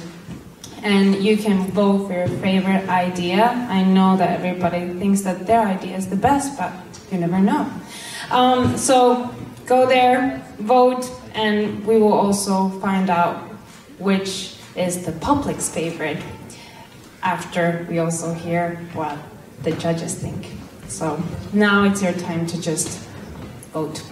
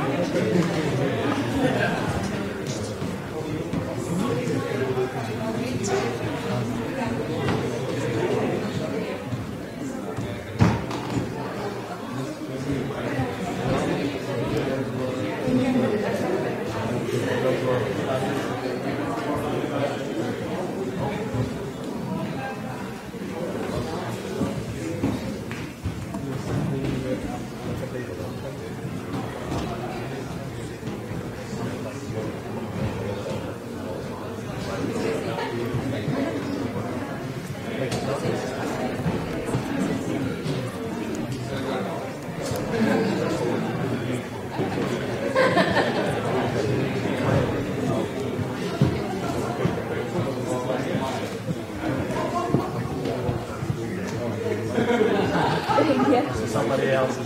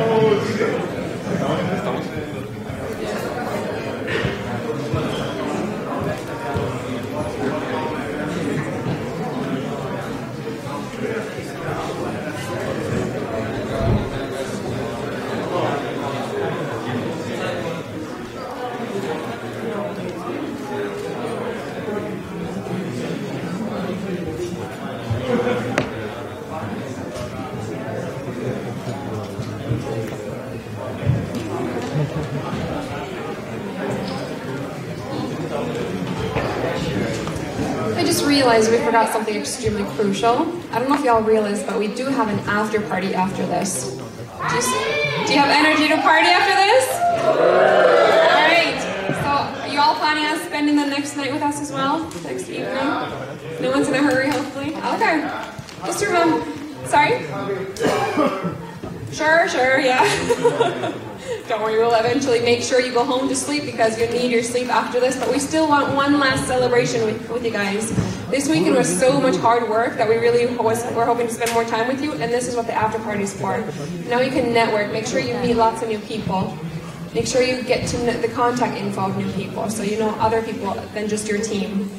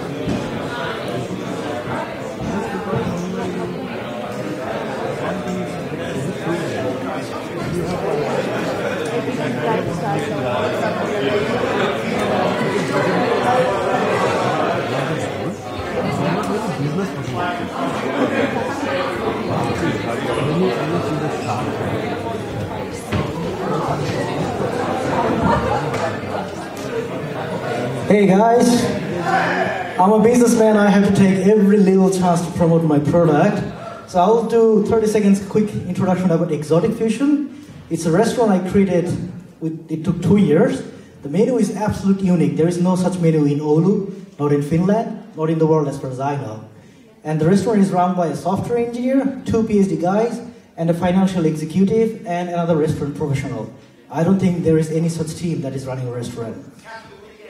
Cashew chicken, it's the most popular one, yes. So, we engineered the food. I know how food is created, I talk with the chefs, and I actually try to figure out what is the chemistry. I mean, oil and water, they don't mix. Spices go to the oil, not to the water. All sorts of things. We analyze the food, and now we're using machine learning to understand your data, the customer data. It's really interesting. I can see people who order foods on Friday, it's very different than the food they order on Monday. It's very different than the morning than the evening. People change their food pattern, but there is a pattern. I'm trying to figure that out, which I'll probably use in Food Droid. Anyhow, enough talk. Exotic Fusion is next to the Oulu University. Just Google Exotic Fusion or restaurant near Kayonharju or restaurant near Linganma. And if you tell to the waitress, Startup Oulu, you'll get 20% discount for next 2 weeks.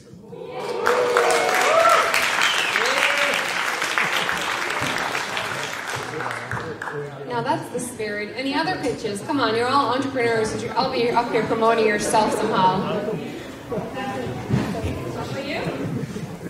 Perfect. This is the right spirit. Absolutely. Yeah, I'm not a businessman, but I like stories and people, so I actually wanted to take this couple of minutes we might have and ask you guys who organized the thing a couple of questions that will come from the crowd. So please welcome to the stage. And also our mentors, of course, please welcome. Yeah. Yeah, please.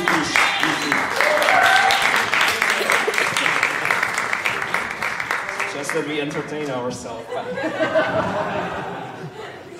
Yeah. Sorry? Yeah. Why Startup Weekend? Because Startup Weekend is so full of energy and it's a global network. For me, those are the main reasons. Basically, we come together in one city, one location, where we get the whole community together.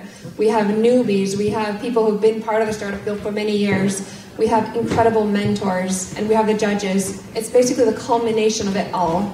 And the fact that when you're part of the Startup Weekend community, it means that if I go to any city in the world, I can find the local organizers from that city. If I go to Copenhagen, if I go to New York, if I want to go to Los Angeles, I can find people there, and we automatically have something in contact. What's it called? In common. So basically, I immediately have someone to contact there. That's a really valuable thing in modern business world. Are you okay with stress nowadays? Am I okay with stress? No.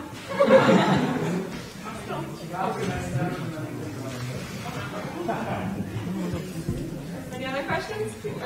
Question for a puppy race. Like, as an interest point of view, you learn something new.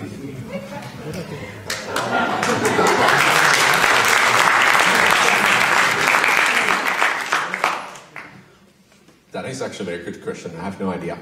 Well, generally when you come to these kind of things, and yes, we are mentors, and there comes the kind of an idea that we know stuff. We know stuff, but actually we don't know enough for our work. We always learn at our work every day. And especially when you come and mentor new teams and talk to new people and they tell about your problems, you start thinking about, like, how can I help them? And you also remind there about the skills that we need every day at our work. Because when you're at work, you might forget the crucial skills like lean startup, in the organizational stuff, and blah, blah, blah, blah, blah, boring stuff. So basically, my message is actually that we use these skills every day at our work. And that's what we learn when we mentor. It reminds us how important it is to validate, how important is it to talk to the customer.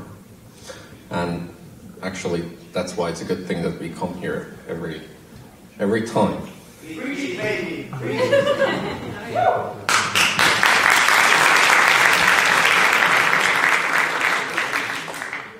More? No? Yes? Somebody! What was the main thing that, in general, like, have you I presume my assumption is you participated in other Startup Week before, so what was the main thing that people should focus more on, or they were doing wrong, or they were doing worse than in some other countries? Was it the question for us, or them, or who? I have no idea. So what should Oulu do better? What we do better, or what we should do better? Okay. Honestly, you guys did really well. In general, like, this is not about Startup Weekend or you guys, but in general, I feel like in Oulu the biggest problem is that people just don't believe in themselves. I know it sounds a cliche and lame, but it's the fact that it's your psychology that's the one thing that's actually stopping a lot of people. We have the skills, we have the business skills, we have the technical skills here. If we just believe in ourselves and we start figuring out how to do things, then we can really accomplish anything. That's one thing that I would change about the city, is just that people would get a lot more confidence. Somebody disagree with me, please? No? Okay. Okay, well there. Okay, good, you disagreed with me. That actually comes to the point that you get lost in the organization and the ideas, so you have to be humble every time you make a new business or you have a new idea. And that's the thing, that's really the crucial thing. Any other questions, or we have the judges ready? Okay, any last burning questions?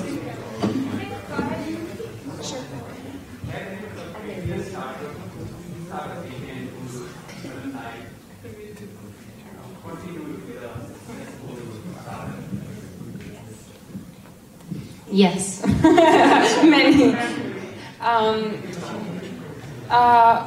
One good example comes from the States. So it's called Zapier. They make task automation. So it started a few years ago, and they are quite a big company nowadays. Oulu. From Oulu, there are many teams that have continued working on it. So this is now the 4th event that we have in Oulu, and I think Anne knows the best who are the teams that are working still, because she's the mentor. All right, yeah. So we have plenty of teams that have started. We have plenty of companies that haven't started, but they're all still kind of in like the early stages. So I expect to be hearing about them very soon, and we hope your startups are going to be part of them. We've only been doing startup weekends here for a bit over a year. So as you might guess, actually launching the business takes a bit of a while. Unfortunately, it's not quite as fast as Startup Weekend, but we hope we can, promote them much more soon. But how many of you are thinking of pursuing with your team that have a team here? How many want to do something after this?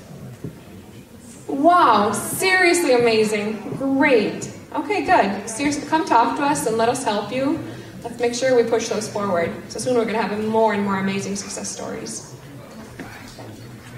All right. Hey everyone, maybe while we're waiting for the judges, I'll quickly tell you a couple of words about UltraHack. So basically, if you like Startup Weekend Oulu, you should come to UltraHack, because some parts of it are different, but it's also very similar in a way that you come to a place, to an event, you connect with a great community of like-minded people, and you are ready to work on solving world-class challenges together. The challenges that,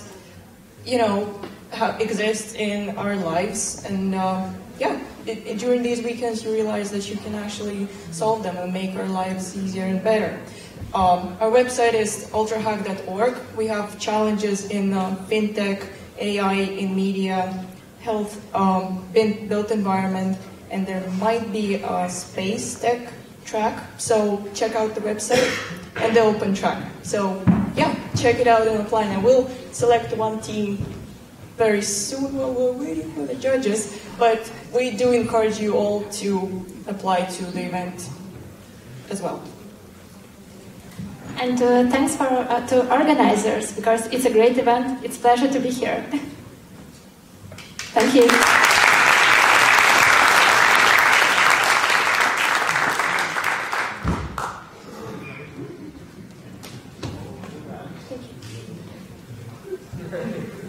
Guys, do you feel right now that I know the answer? That I know something that you don't know?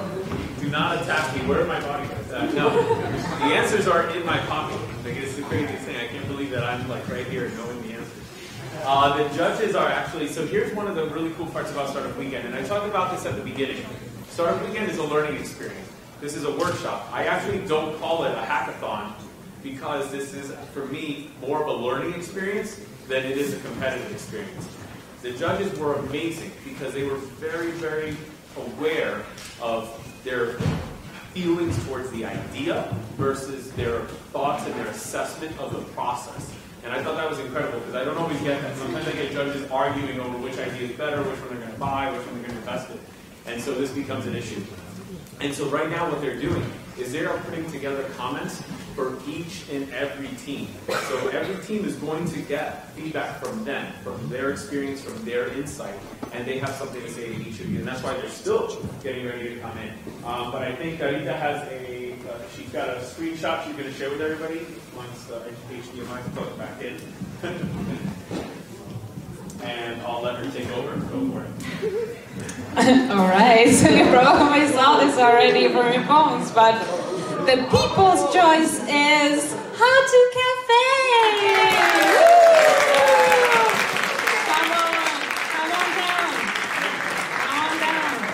Come on down.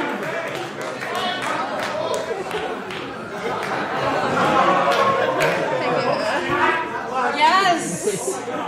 I think this was the competition. Who is the best, clicker? Come on down.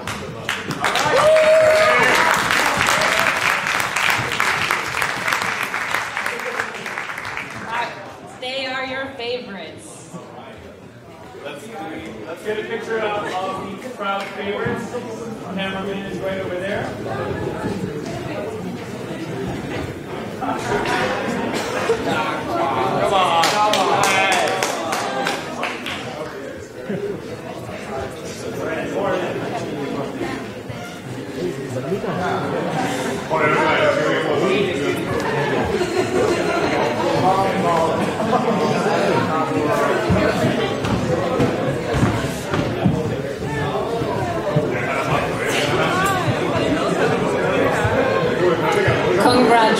Congratulations, How to Cafe.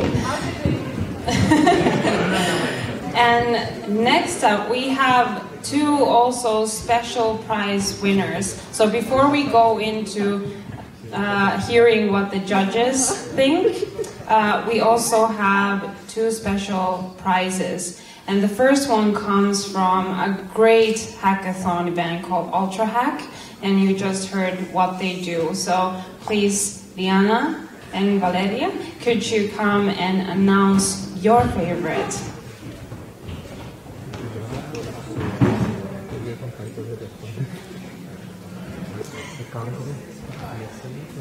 Ooh.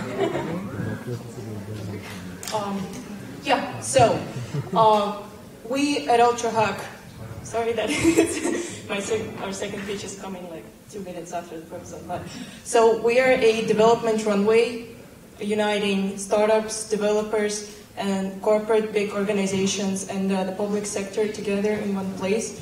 We bring them together at hackathons, but Ultra Hack is more than just a hackathon. Yeah. It's more than just a hackathon, it's a chain of events and is surrounded by a community of like-minded people that are like commonly called hackers, but it's more complex than that. So at Ultra Hack we value the innovativeness of the ideas that the teams come up with. We value the technical implementation of the solution, and we also value the business-oriented solutions. So when we were keeping all these criteria in the head, we thought that the team freeze frame would be the best one to receive our prize.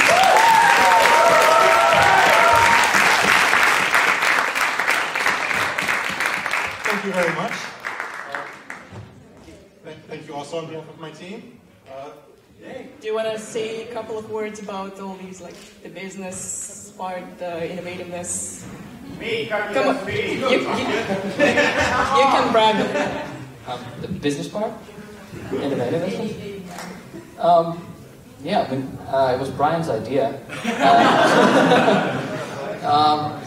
I was supposed to be in another team. It was already like a pre-decided thing, but after I heard the pitches, I thought that, yeah, I want to stick with this team, and I'm really sort of surprised and proud how well we all played together. It was really seamless. Yeah, not too many words about the business part. Yeah, well, like him, I pitched my own ideas, so I actually nowadays, at this point, glad that it didn't get picked, because I really liked working with this team. We were really well-rounded. We didn't actually have a business guy. We didn't actually have a designer. We kind of made do with the sort of competencies that overlapped with us really well. And I think that we ended up working on business, we ended up working on design, they ended up working on coding, and it worked. I mean, it's not a fully functional thing now, but we got the ideas out there, we got it rolling, we figured out what could be done, and I enjoyed the process. That's great to hear. So, yeah, you guys are automatically invited to Ultra Hack in November. I'll tell you more, like the practical details. And you also get the surprise prize. First, there's the t-shirts for your team.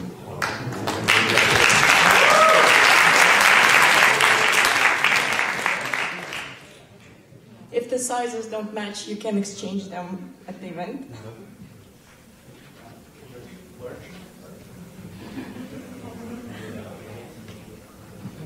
Extra large?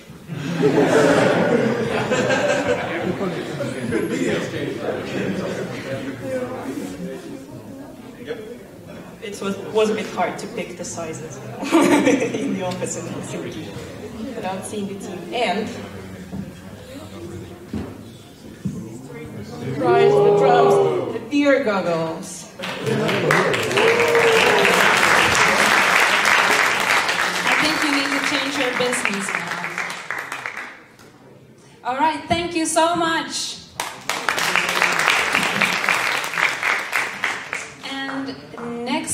have another winning team that has been selected by our partner Kielo Growth.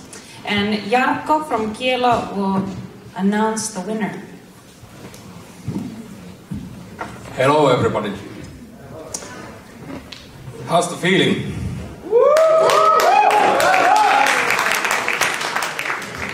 Okay, some of you think that this is over now, but I'm here to announce some prizes. I looked at that the prize was office space. Might be. But inside that office is working a business incubator with the hardware companies, and we are giving 3 months of incubation for the one group. So, Boxception. Boxception! Yellow Growth winner! Woo! I like that way that you didn't go too low for the price, because it's about that. At the moment when you are starting to making things, and that might be the first thing to evaluate how to do it cheaper and going further. But how do you feel now? Little bit surprised. Yes. I'm just waiting for the champagne actually now, so we're feeling good. We're feeling good. Special prizes are the best ones. So it's champagne you can get yourself in the incubator. It's a startup, so no money. There is also 20 companies at the moment, so I really suggest that you come there and see the things, what they are doing. We are giving you some consultancy and coaching and things if you want to continue and when you want to continue. But also the companies they are multiple times started companies, so they can give a bit hints how to and what to do next. So, thank you. All right, thank you very much.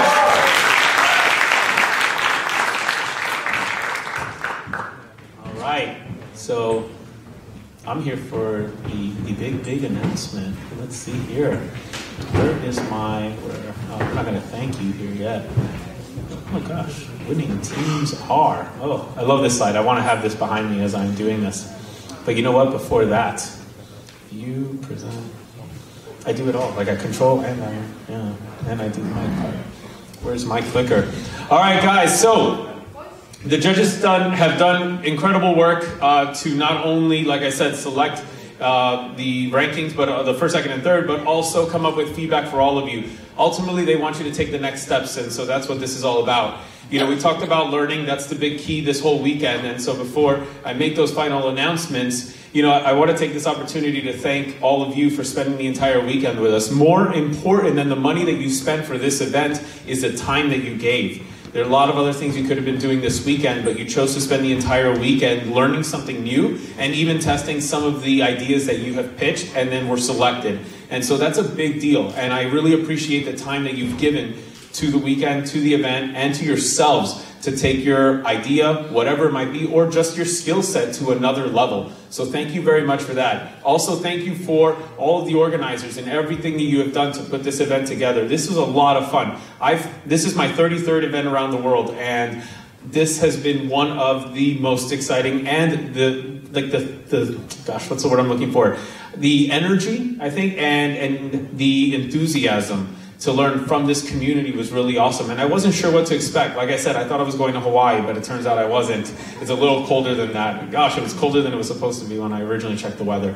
But this is a really cool community. I had no idea what to expect. Garita had told me, Roger, this is a really small town. Because we were sitting in New York City when she's telling me this, and there's 8 million people all around us. And she goes, and I go, well, how small is it? Like, 2 million? I don't know, something like that. And she's like, no, not quite. You're going to have to take a few zeros away, or a couple zeros away. We end up, and she's like, no, it's 200,000. I go, okay. This is a little bit small then, all right? This is small. So I had no idea what to expect, but this is incredible. What a diverse mix here. You know, we have a lot of students, but not everyone here is a student. And so I think that's really cool. And I cannot believe I met somebody who grew up just a little bit away from where from where I lived for 7 years when I lived in St. Louis. And then somebody else shows me a passport with their birthplace as New Jersey, where I was born, and I'm thinking, where am I? How did I had to look at a map just to see, how did I end up here and find St. Louis and New Jersey at the same event, and then we drank whiskey together? Like, wow. Or networking juice, if you will. It was quite tasty. I networked some more after that. But thank you to everybody, and thank you for the opportunity to be here and to help you guys out and facilitate this event. I also want to make you aware of Techstars, which is the parent organization for this event. And they are a global accelerator. Accelerators help take your idea farther from creation. So you've now created it, and maybe you spend another month or two working on it, but then you need to really grow so that you can begin raising capital so you can hire people.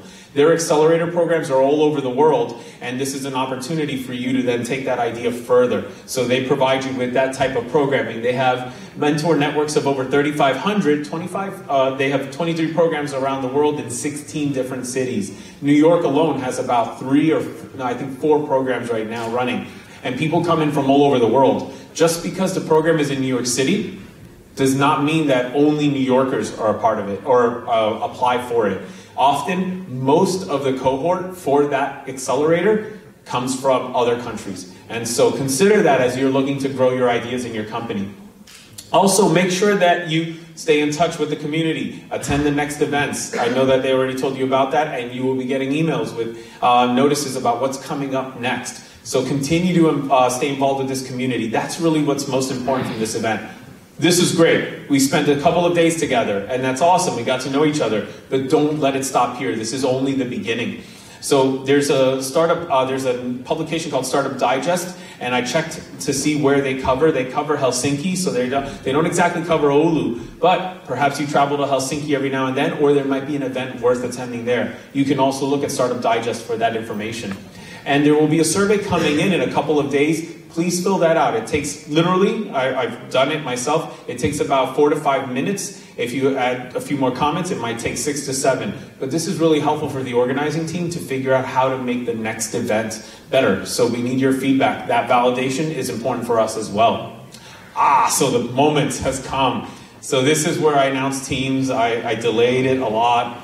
Let's see here. Now, really funny thing is, I know the winners, and I kind of know them in my head, but the weird part is, you don't understand how nerve-wracking and how nervous I get when I have to announce winners, and I'm like, what if I say the wrong team all of a sudden, you know? What if I say La La Land or something like that for the winner? I have to be very careful with this right now. And I get nervous about this, and I have to stare at it as I'm saying it, so if you notice that, you're like, wow, he's nervous. And he is right now. So, can I get a little help with some drum roll on your laps? For third place.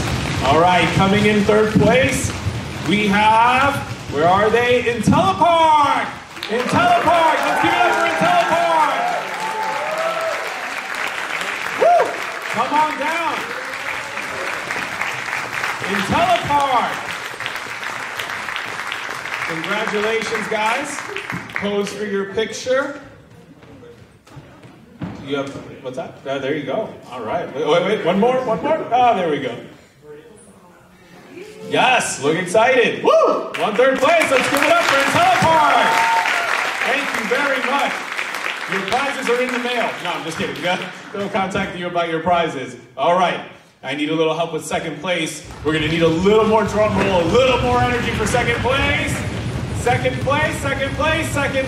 Crafty! Where are you, Crafty? Woo! Congratulations, second place, Crafty! Yes, look at the high fives. I mean, these guys, I love it. All right, stand in front of that screen. You're one of the winning teams. They said that it's like they're just all dancing, I think, right now. All right. Second place, Crafty. Okay, so you know what we got to do for first place. I'm really going to need some help on this one. Really loud. First place. Where are they? Box up shin. Box